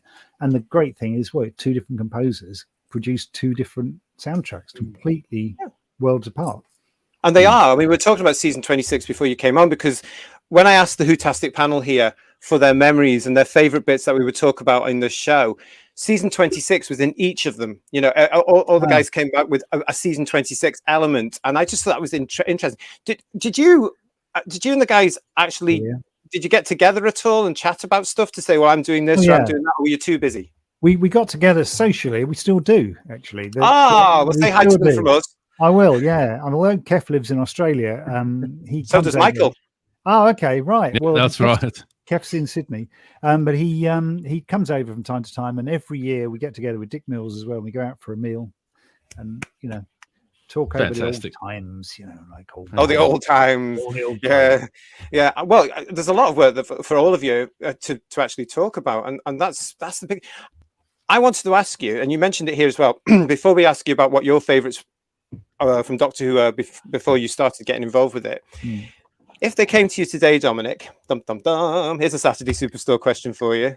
Watch this.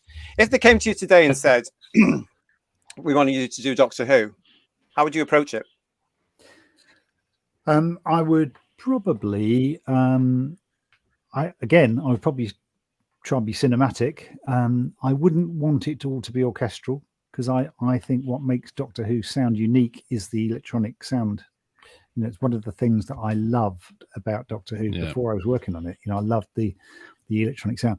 I would use elements of orchestral sound. I look at film soundtracks that I love and think, well, that's sometimes you can't really tell. Is that electronic? Is that orchestral? Is it a bit of both? So I would probably take that kind of approach.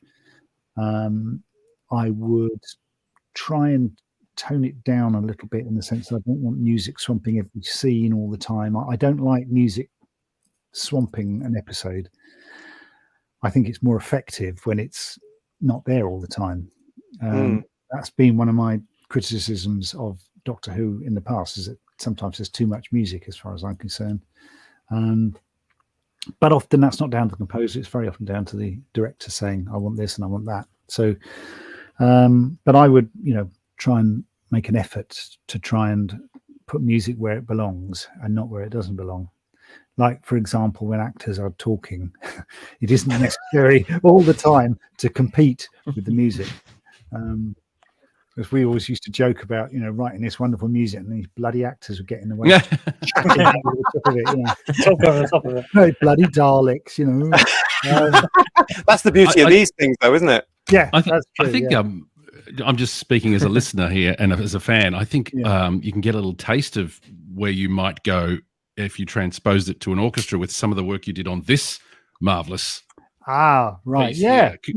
The tempo mix that you did on this I always saw that as a cinematic Doctor Who thing. I mean, yes, that's what I tried to do with that. But I mean, bear in mind that was bloody 1990. So it was a long time. There is a new version of my Terror theme on the Ravlox remixes. Oh, fantastic! You've heard that, but so I updated it again. Yeah. But yeah, I mean, in a way, I suppose some of what I've done on those remixes would probably, show itself a little bit in New Who if I was to work on it. And you remixed the trial theme for that. Remember the flexi disc thing that came on Doctor Who magazine? Remember that, guys? I do exactly. And again, that features as an updated version on the Ravlox remixes. So let's just check that out again. The Ravlox remixes. Where can people get that?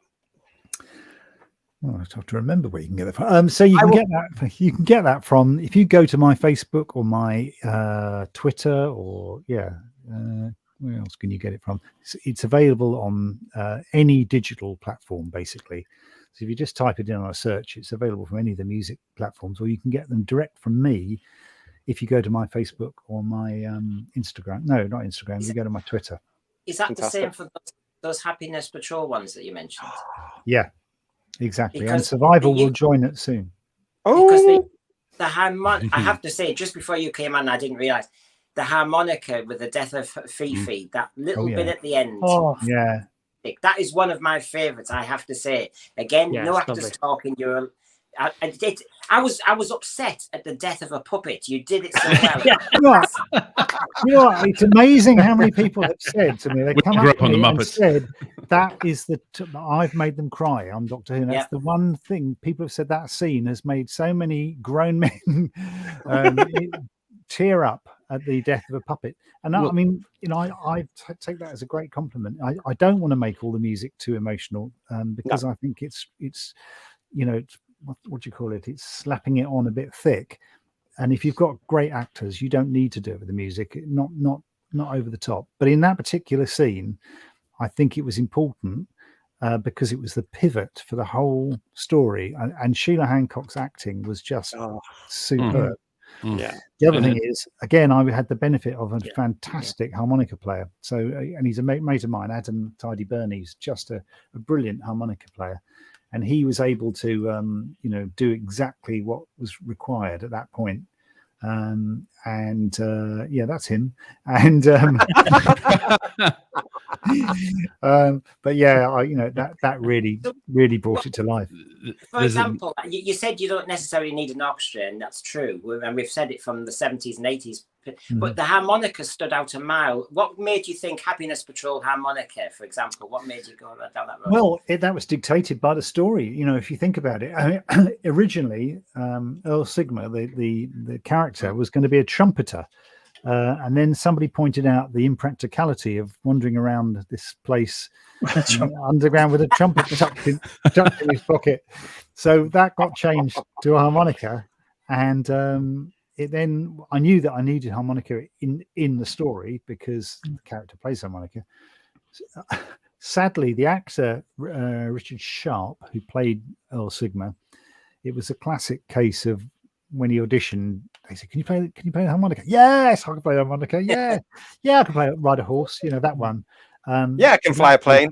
Yeah, exactly. So I went to his house. It was very close to the point at which we needed to start recording this stuff. I went to his house because I'd written the themes that I wanted him to play in advance because he was going to play them on screen. So I needed to get the melody parts that he was going to play on the harmonica. So I went to his house and we sat down and I said, okay, I played him what I wanted.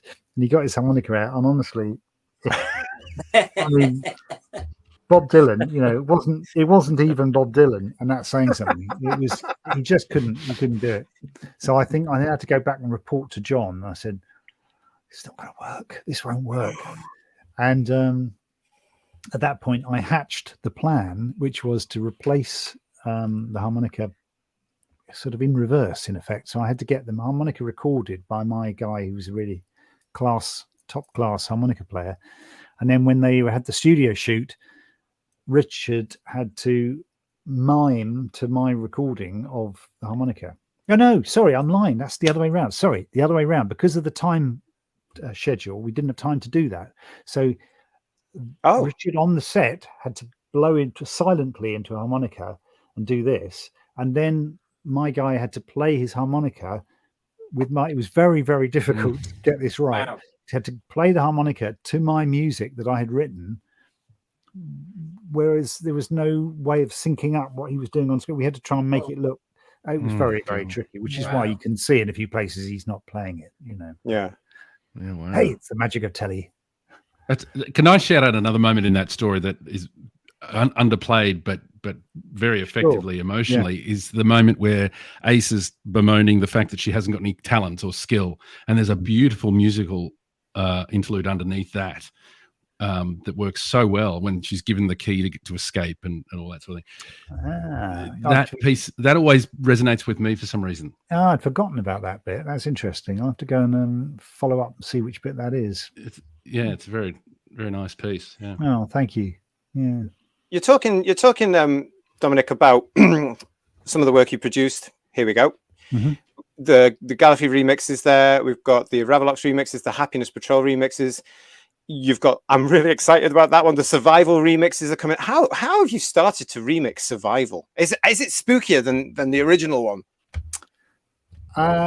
Some of it is, yeah. I mean, obviously, I call it remixes, but obviously it's more than that because it's new tracks, really. But there is a significant amount of Survival in each track. So you'll hear it, and if you're familiar with the soundtrack, you will immediately go, "Oh, I see what he's done there." It's difficult. It's actually one of the harder ones to remix because the themes don't lend themselves to looping in the same way that some of the others do. But having said that, it's going better than I thought it was. I'm quite happy with it. I've done 3 of them, and I've got a 4th one to go. Yeah.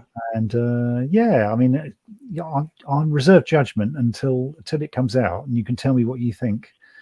But I think people, if they like the soundtrack of Survival and they like what I've done with the previous remixes, I think they'll be happy.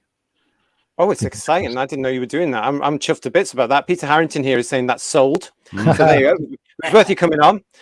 He's also saying here as well, the Happiness Patrol is a fantastic story. Love that it's studio bound. Helps it a lot to sell that story. Great music too.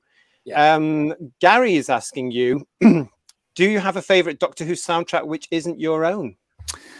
Yeah, I mean, growing up, I was less aware of music soundtracks like you are as a child. You know, you don't fully notice the soundtrack in the same way that you do when you're vying to get a job writing music on the program. So some of the stuff that was towards the end of the time before I started working on it, I was very aware of. I really liked The Caves of Androzani, which I thought was a terrific soundtrack. Yeah. And earlier on, so what I did remember from being a little kid watching it was the music that accompanied the Cybermen, and that classic, funnily enough, library music, not actually written for the show, but that is a thing called Space Adventures. And it's such a weird piece of music. And that's, again, the thing about some of the soundtracks to Doctor Who. It was so cutting edge. No show really had music like that, and the Space Adventures music is just so perfect for the Cybermen. I just think even now I can't think of anything that's been better on Doctor Who soundtrack wise than that Cyberman stuff. I loved the Cybermen growing up, and that music will always be associated with me with that. And the other thing that was from my time as a little child watching it was I think it was from The Abominable Snowman. Again, library music or classical music. It was a piece of, I can't remember the composer now, but there's a very scary piece of orchestral music that was used in the Yeti story. And I always thought, yeah, scary. I've always wanted then Doctor Who to be as scary as possible. And so that was, again, something else I would always try to get a bit of scary in what I did for Doctor Who. See, that's interesting though, because you're mentioning that story, and because we know the music, as we were saying before, because we've got the audios, the missing audio. Now you've said that, I can hear elements of that in the Mysterious Planet or Child of the Time of 1 to 4, and possibly even Survival, which I love. Well, it's probably it's all subliminal in there, you see. Yeah. You know, especially as I've been watching Doctor Who since I was 6 or something. Is there a story? I know it sounds like sacrilege. Is there a story that you think, if they somehow redid it, or if they wanted a new interpretation of it musically, is there one you'd love to do a track of an old episode, an old story? Probably would be an old Cyberman story. So it'd probably be something like Tomb of the Cybermen or something. I would think that would probably be or how about Evil of the Daleks? One of those. Yeah, I'll do them both if you like. There we go. The Blu-ray release for those seasons. We need to get a alternate music track. Okay, you're on. Yeah. It's a shame you didn't get any Cybermen stories, isn't it? I'd have loved to have had a Cyberman story. Yeah. I would have loved to have had a Cyberman story, but what can you do, eh? I can actually imagine your version of Silver Nemesis. I would have loved to have done that. Yeah. Metallic Space Adventure. I don't know whether or not I would have got that job though, because I would have wanted to do it really dark, and it's not really. It's very quirky, isn't it? Well, I suppose so. You see, you've got me thinking, Dominic, of your alternative to the Valyard bit. I'd love to know which version is the. Do you still think the version you did that had to be changed is the one that would have really worked? Good question, actually. I think it. Very, very often, if something has to be changed, and I was very lucky, it didn't happen very often. If something had to be changed, I would always be a bit, shame. But actually, I think probably it was right on that. It probably was the right way of doing it, because it was all that thing about, was that going to be the last ever episode of Doctor Who? This was the worry, yeah. And I think the thinking was if they made it too dark and scary at that point, that would be the end of Doctor Who. There had to be some hope, or something. I think it was a lot of that was tied up in it as well. So, no, it's interesting when you're saying all that, because of course it was a very well, it was a time that. Well, yeah, that's a great way, and it must have been for you guys behind it. But you had to still do the job. You had to produce the episodes. You had to get it out. It must have been great getting that call for the 1987 series for Dragonfire, because when you look at that series, no disrespect to your friends at all, but it's totally different. And then you come back in at the very end, and very much Dragonfire sets the scene for what's coming in 25. How much of that was planned, or were you aware of, or was this just a happy, brilliant accident? It's amazing how little we were aware of, to be honest. I mean, well, apart from anything else, writing the music was quite a isolated job. So nearly all the time I was working on my own, in my own studio, in my house. The only time I then interacted was with the director and Dick Mills, as I say, when we were spotting each episode, going through each episode. And then if I'd go into the office for some reason, there may have been some reason to go in and see John for something, or I used to go in. I can't think why. I used to go in quite often towards the end. By the time Andrew Cartmel was in charge, because I became good friends with Andrew Cartmel, and he would often talk through stories with me, because he liked what I did on the show, and he liked to sort of talk through his vision for the music. He was very into music, film soundtracks, so I talked to him a lot. But a lot of the sort of behind the scenes gossip we didn't really know about. Like, I didn't really know any of the stuff about Eric Saywood and what was going on. I mean, I found out later on, obviously. And we knew, because obviously I worked on 13 and 14 of Trial, we knew that there was something had gone on, because suddenly we didn't have the script editor anymore. And I never got given the script that was we lost. So I never saw that original script, but I knew something had gone on. But again, like I say, I wasn't really deeply involved. I didn't even see that much of John Nathan Turner. I'd see him when the episodes were finished. We would have a session that they used to call at the BBC called a cipher dub. I don't know why they called it a cipher dub, but it was called the cipher dub, where all the sounds were channeled onto the final episodes, all the sound effects, studio sound, dialogue, music. It was all mixed down. We just call it a mix session, but I don't know. A cipher dub. And then John, once we've done it, the BBC, they had their funny ways. They did have their funny ways. BBC was the only place where the faders on the desk went the other way. If you know giveaway. No, so instead of going up to get louder, you'd come down to get louder. And apparently, just to make it that little bit harder. Yeah. Now, the reason given was that it meant that if somebody in a live broadcast fell asleep and fell on the desk, they would push the faders to quiet instead of to deafeningly loud, and cause the transmitter to explode or whatever. That's brilliant. That's what I was told. I don't know if it's true. That's what I was told. I hope it is, because it's brilliant. Good one, isn't it? Yeah. Yeah. Yeah. Yeah. So we've got. I want to go back to this Survival, my favorite soundtrack of all Doctor Who. Honestly, I'm going to show it again. It is. This is my favorite soundtrack of all Doctor Who. It's great artwork, actually. That's not bad at all, actually. It's Clayton, isn't it? He also did the DVD up there. But the thing about Survival, of course, is that you literally wrote the last score for the original Doctor Who, and it ended, as we all know, with that. So at the time, did you get the call, like Sylv and Sophie, calling them in to do a dubbing session? No. And at that point, no, we didn't know it was the end or anything like that. But there'd been various rumors that it might come to an end, but we didn't know. And at that point, they didn't know. Sylv came in to do that dialogue in the studio at the Cypher Dub. Sylv came in to record that and the tea's getting cold speech. But the only reason he came in to do it was because they'd recorded it on the day on the outside broadcast, but a plane went over. And so it wasn't clear enough. The dialogue was not clear enough to use. So we had to come in and do ADR, additional dialogue. Oh. So that's why, and also that's why you can sort of tell it wasn't recorded at the same time as the rest of it. The voice sounds slightly different quality. So we didn't know it was the last episode, and we just waited to get the call for the next season. I sat at home waiting for the phone to ring, and it just never rang. That's all it was. It was never officially cancelled. It just it wasn't. No, it just didn't get another episode.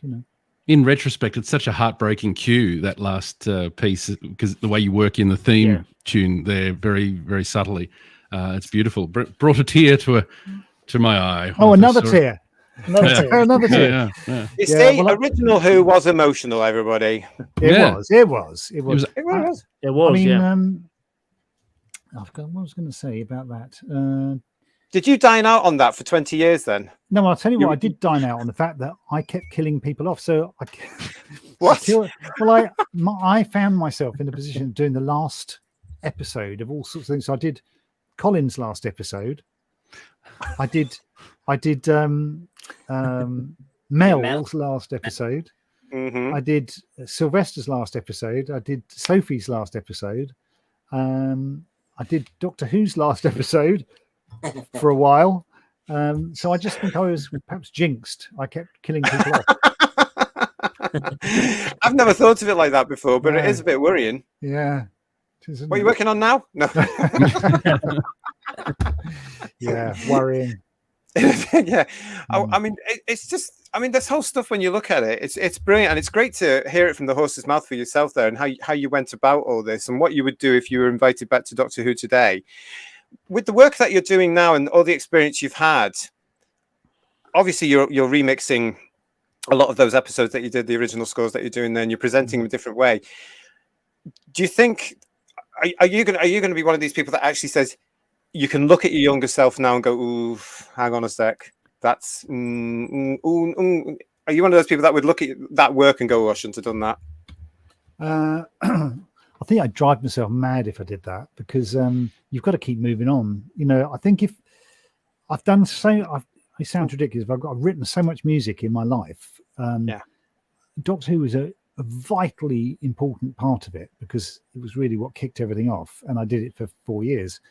But I've written hundreds, if not thousands, of pieces of music since, for all sorts of different TV programs and films and whatever. So I have to keep moving on. If for some reason there's a very important thing I've done in the past and I want to revisit it, that's when I do a remix. You know what I mean? There are things that I look back, like Survival, for example. Now I listen to that. I'm happy with it musically, but I can't say I'm happy with it or sonically, because it sounds 30 years old. I think if I was doing it now, it would sound a lot better than that. The elements might be similar. I would have done a similar kind of thing brain-wise. My brain would have worked in a similar way. But, and technology has moved on massively. Yeah. And so I could regret that, but I don't regret it, because it was right for the time. I think it was right for the time anyway. I definitely think it was right for the time because it was also fresh. What do you think, guys? Yeah. You know, remember sitting there for Trial of the Time Lord and then going, "Wow." Yeah, absolutely. totally. No, I spent a lot of. I love the one for Trial, and I said earlier, it's an iconic piece of music. Dominic, it's fantastic. One of my favorites, all-time favorites. Oh wow, that's amazing. Yeah, I listened to what I could get of your music, even if it was just recorded off the telly in those days. And because being in Australia, I couldn't access the black light tape that you did for DWAS. You know, being over here, we just couldn't. It wasn't commercially available to us. Okay. I don't think it might have been, but anyway, it went past me. But I always wanted that tape, and I was so glad to see some of your stuff commercially released on the 50th anniversary soundtrack. Well, I'm hoping that there'll be more. You know, good. I'm told there will be. So. Well, I don't know when.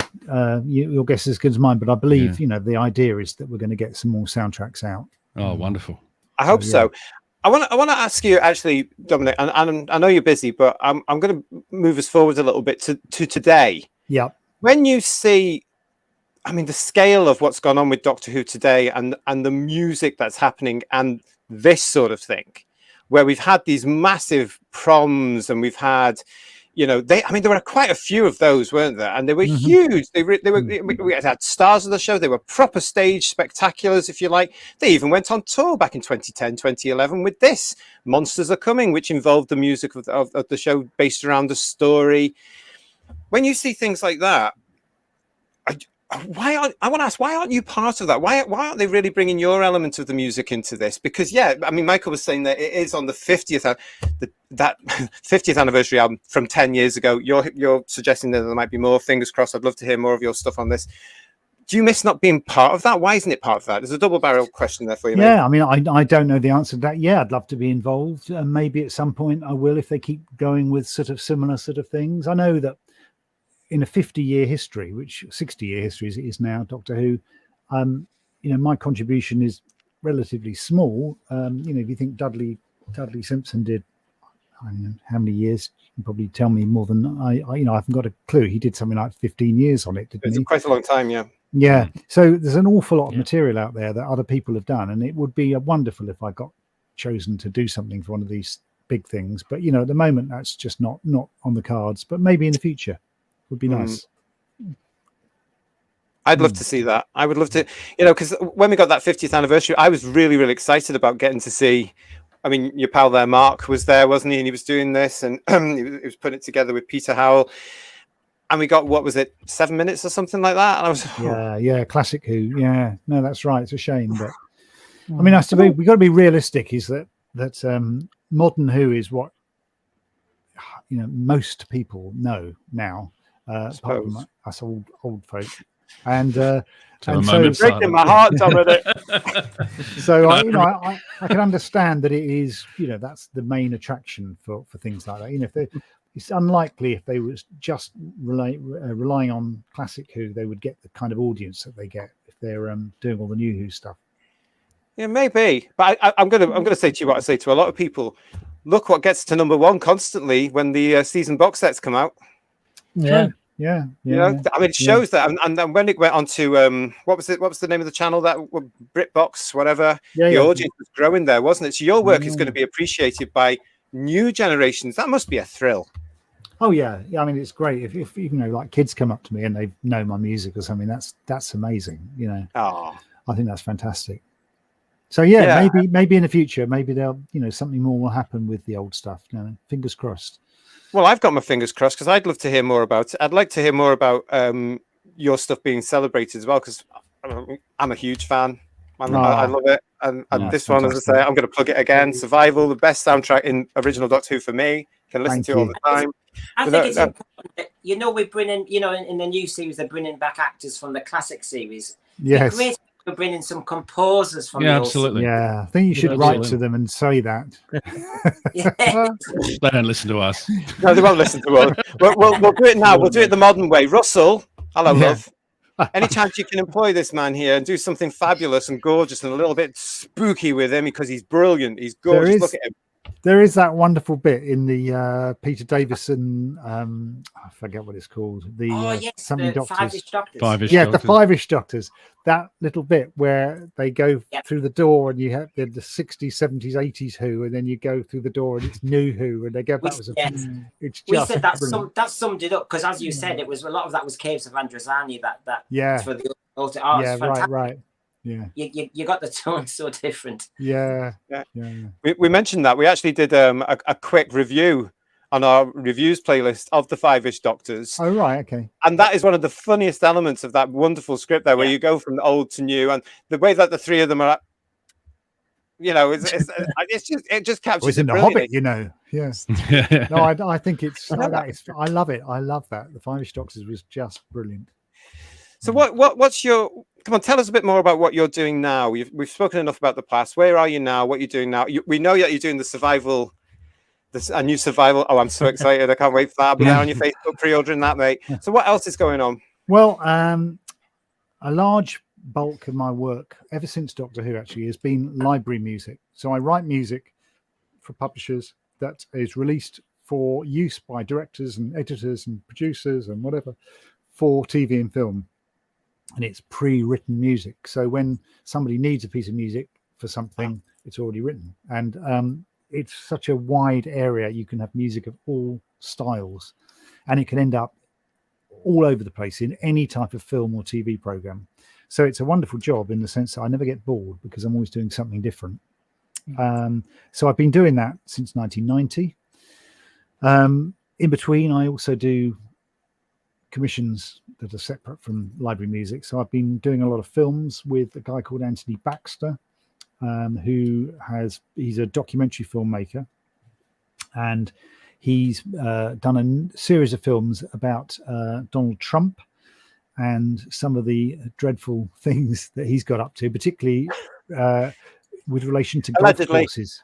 Allegedly. Yeah. Well, I'm not just, as far as I'm concerned, he's been a nemesis for so many years. We've been working on films to do with his atrocious behavior for quite a while. You could do a Doctor Who story, Ginger Nemesis. Yeah, exactly. Yeah, very good. Yeah. Well, that must be challenging to do something like that, because I mean, Mr. Trump has had a very eventful life. It must be quite challenging to put that down into music. Yeah, it's interesting because in the one case, on the one hand, you could sort of approach it by doing just doomy, gloomy horror music. Because of how you might feel about him, but also the films are often about people that he's affected. So, for example, You've Been Trump 2 are about the people who live in Scotland who lived adjacent to where he was building a golf course. That's right, and how badly he treated them. And it's a very human story about some really lovely people, and how trodden on they were by him and his company and his bulldozers and all the people that were cutting off the water supply and stuff like this, are people that lived there because they wanted them to move away and they didn't want to move. So the music isn't necessarily all doom and gloom. Very often it's a positive because it's about people coming together, the community trying to fight something, and it's quite a positive thing. So it's quite a nice challenge to do. Do you do anything like this? Because it's in Scotland. Do you do a little all the time? Yeah.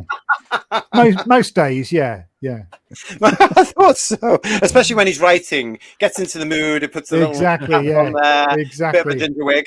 But he also, I've been doing, the films aren't all about Trump. So he's done a film which won a BAFTA last year, the year before last. Won a BAFTA about. It's called Eye of the Storm, which is about a painter, a landscape painter called James Morrison, who used to paint amazing Scottish landscapes, and then he was going blind.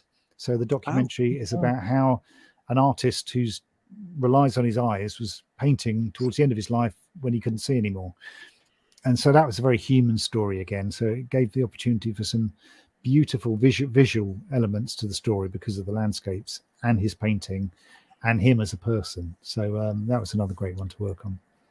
Wow. So yeah, a combination of films, odd bits for TV, and mostly library music, which is, as I say, any type of music you can think of, just depending on what I get commissioned to do.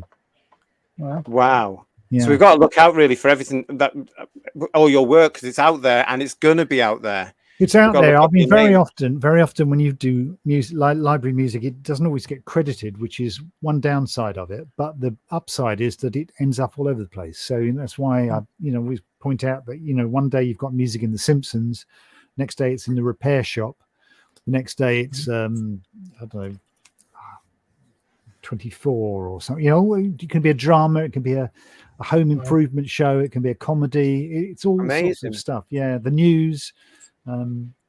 Everything, and it's worldwide as well as the other thing. It could be in Australia, it could be in America, Korea, whatever it is. So it's a weird and wonderful job, really. I'm very lucky to do that.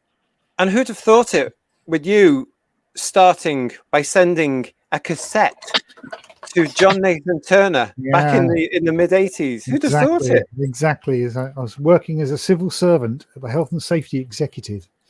Yeah, I saw it as my guess out.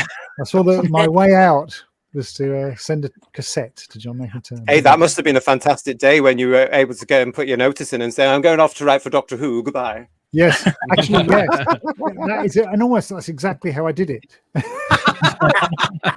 thought it might have been, mate. And I do remember the boss of the building that I worked in, and I went and gave him my notice. So I'm going off to write music for Doctor Who, and I remember him saying, "I think you're making a very grave mistake.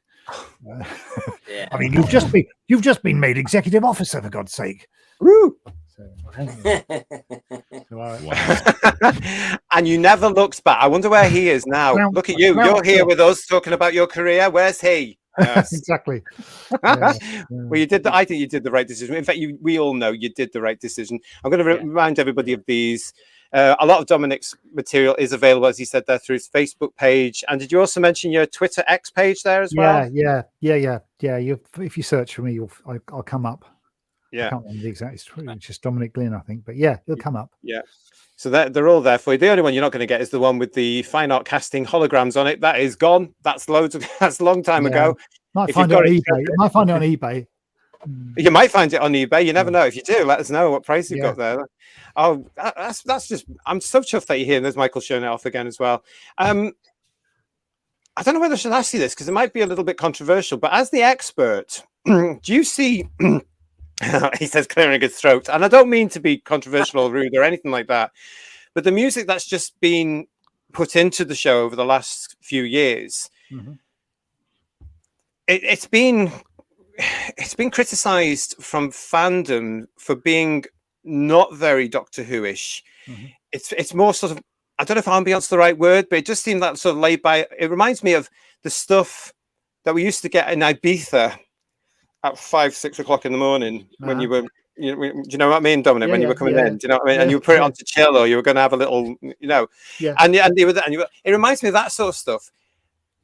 Can you relate to why that was done? Do you think it was the right approach to it? I mean, be as honest as you want to be. Lie to me if you have to be. I mean, I think Russell, as I understand it, when Murray started working on the show, when it came back, he started to do an electronic score, and Russell said to him, "Oh no, I think can you do it orchestral? Something along the words, along those lines." Yeah, and so I think that's what happened. And once having set that style, they were kind of stuck with it for a while.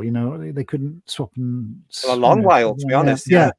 So I think that's how it came about. As I say, I've long said I liked the fact that that electronics were a major part of the sound of Doctor Who.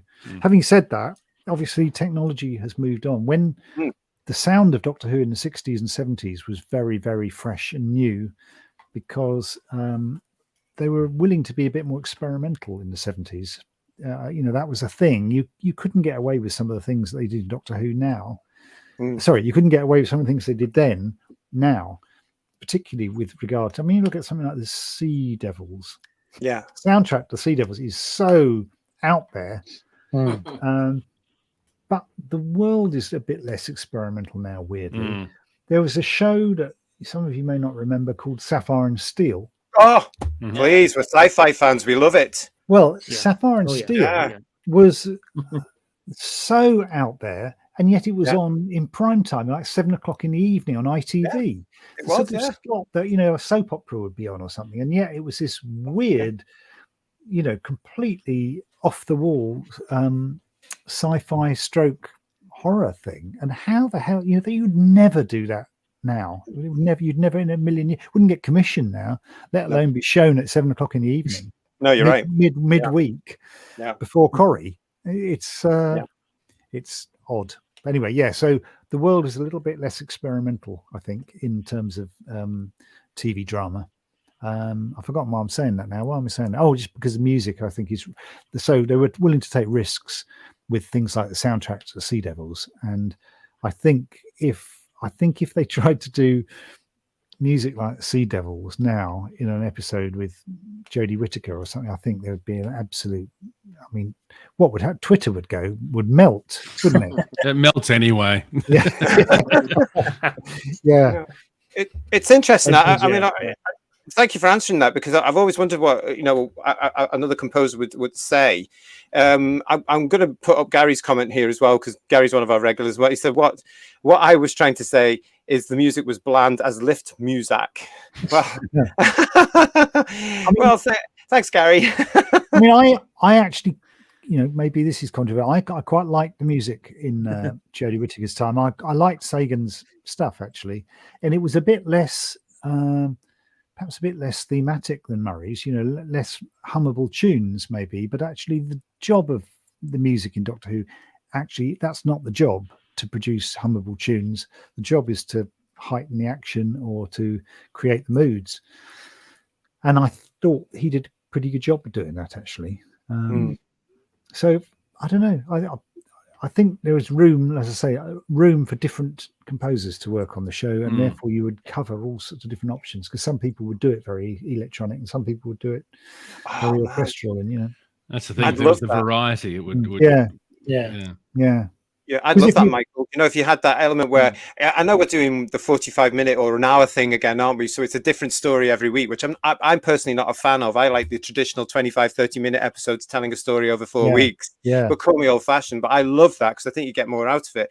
But because you've got that whole thing now where it's an hour, can you imagine all the different soundtracks and the different people you can employ with a different take on it over 8 or 9 or wherever they're going? Part of the excitement was reading. I can remember my old Doctor Who Club of Victoria newsletters talking about the upcoming season 26. Well, DOMINIC GLYNN's doing a story, and then, you know, Kev McCulloch, and the excitement of seeing who was composing what in the upcoming seasons was part of it. Yeah, I think it would work really well if they did that. Actually, it's a shame that they don't. But, you know. It is a shame, really. I was going to say, but if I was in charge of the show, like you, I would probably turn it back to a 25-minute episode season. Great minds. You double the length of the season for a start, so it'd be on for more of the year. You'd save money because you are, you know, you're getting more for your money, basically, more episodes. Yeah. And now I think they could sell it. They could sell, because Netflix does shows that are half hour long now. You know, it's not serialized television. It used to be that everything had to be 50 minutes to get there. Yeah. It's not like that anymore. No, it's not. And now we've got a whole missing a trick by not making it double the number of episodes, 25 minutes. I totally agree. And we've got a whole generation now that have grown up on binge watching as well, haven't we? So imagine if you had a whole traditional series like we used to get in one, like you get your box set now, which is what they've done, isn't it? They're producing them as box sets now, Blu-ray box set. I mean, I just love, I really think they missed a trick bringing it back this time round for next year by retaining that format they've had for nearly 20 years, let's face it. By not doing that, I would slightly different to you. I'd probably have it on like they did with Davison. I'd have it on twice a week. Well, that's another thing. Yeah, that would work. Yeah. What are your expectations then? He says, putting you on the spot, for the 60th anniversary and onwards. What are your hopes and expectations? Because we're going to be talking about this in the next few weeks and on this show.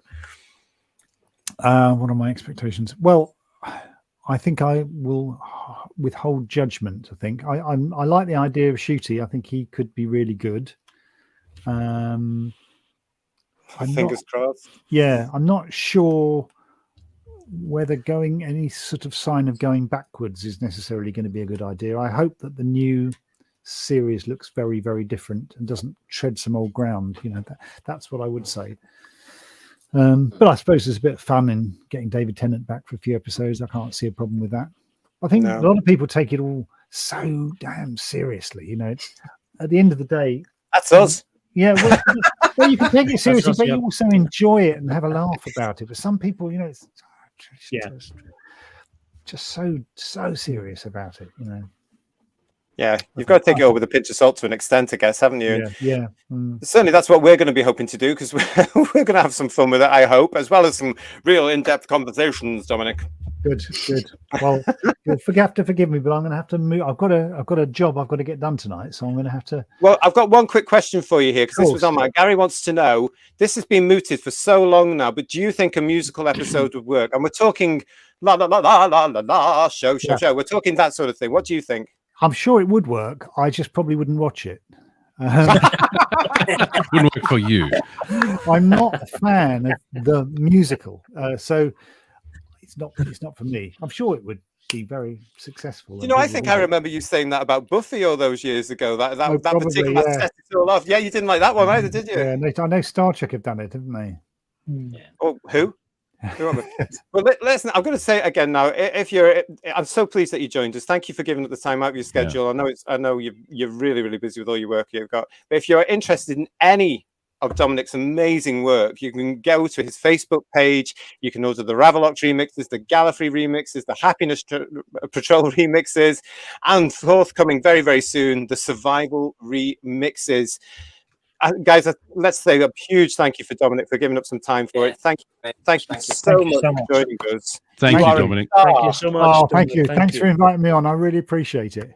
Yeah, it's lovely to see you. You take care of yourself, and we'll see you again. See you soon, guys. Lovely to meet you. Thanks for the memories.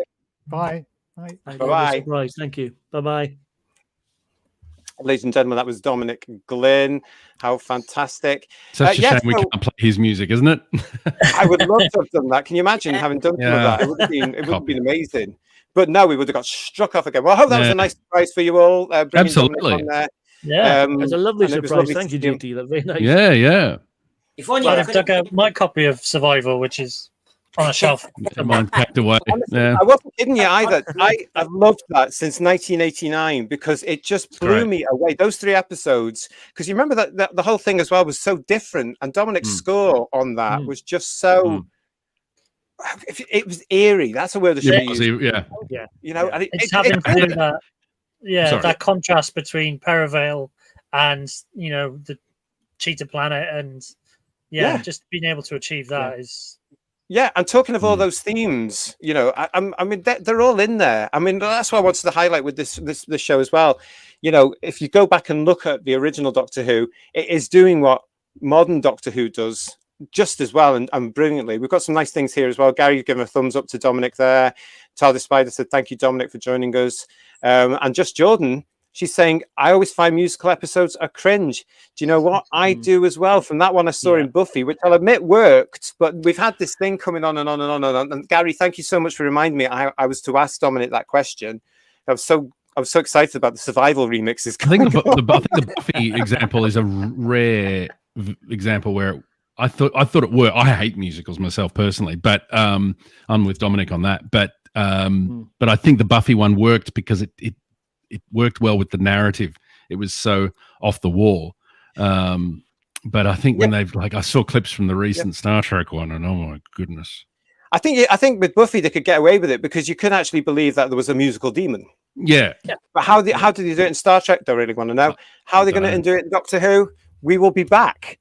Watch this space, because if they have done it in Doctor Who, we will be talking about it here next year when it's being broadcast. Crikey, that's going to be taking the music of Doctor Who to a whole different level. And gosh, we'll deal with it at the time. One of the things I wanted to talk about, he's disappeared, but Brendan, are you there, love? Brendan, I brought up Buffy. He's walked off. He's had enough now. That's it. He has, hasn't he? I just had to stretch my leg. Sorry, yeah. Oh yeah, because he's still got poorly leg. One of your favourite moments, because again we were talking about the new series as well. I don't remember. What do you mean by the Cassandra's Waltz? Remind me what that was. Are you guys okay, by the way, for timing? Are you okay? Yeah. The sun is coming up. I can't hang around too long, but okay. Well, we'll start to wind up. Remind me about this. No, you guys go as long as you like.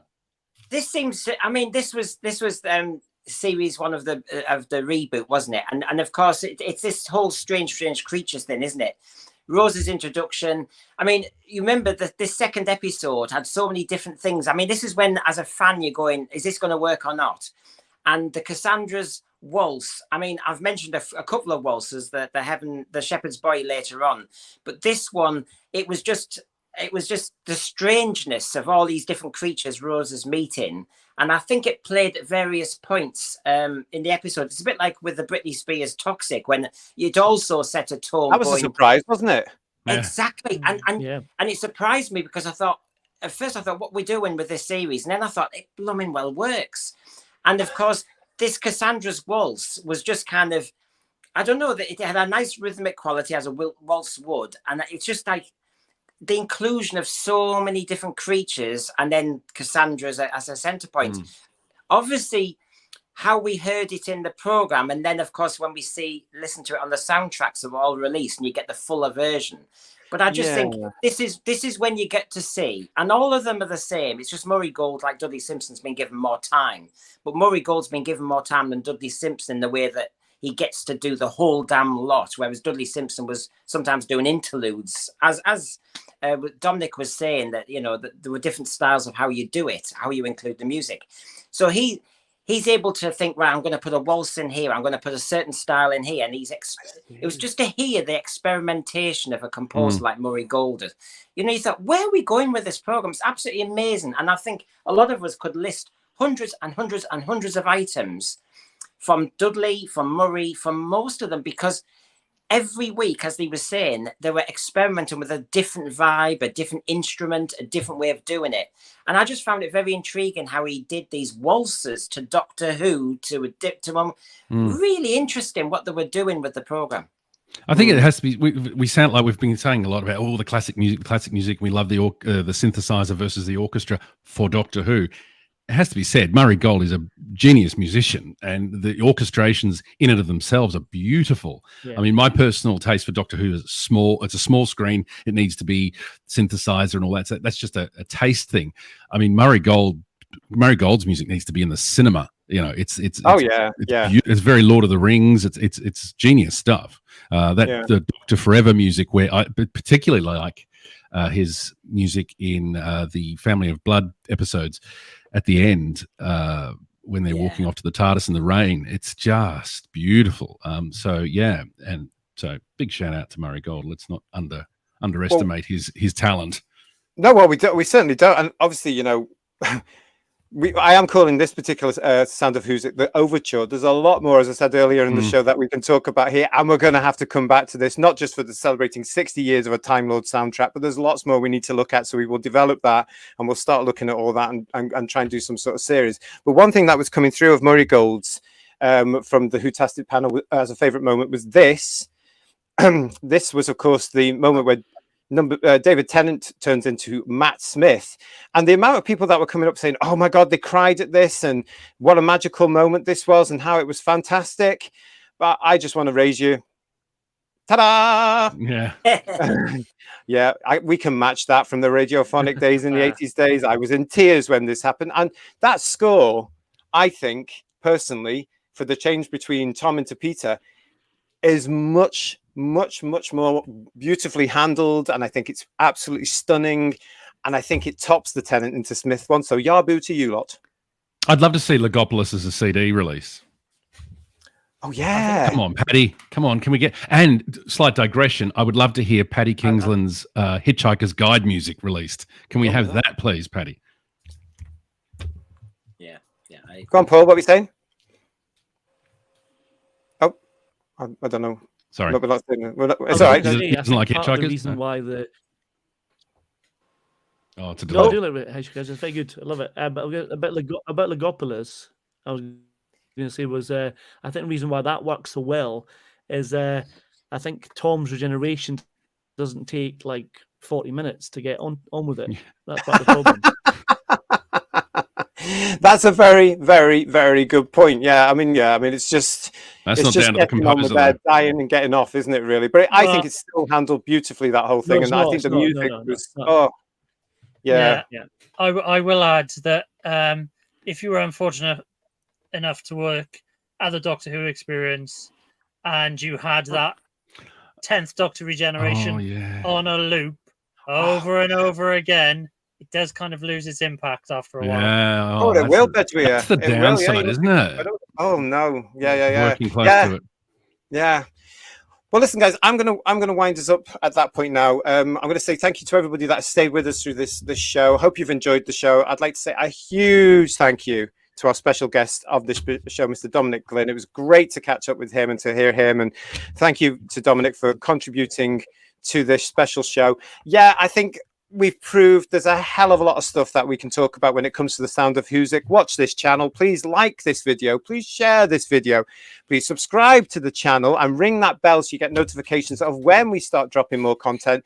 Yeah, we're going to have to look at developing a Sound of WHOSIC series. I think we're going to have to get together, guys. Any ideas from you watching us as well? Pop it in the comment box. Let's see what we can do. Let's revisit the soundtrack to a Time Lord in the near future. Thank you so much for watching us all. Hope you've enjoyed the show, guys. Whotastic panel, thank you so much. Thank you. I'm off to make a tape for the BBC. I'll see you later. Yeah, send that to Russell. See what happens. Can't play it.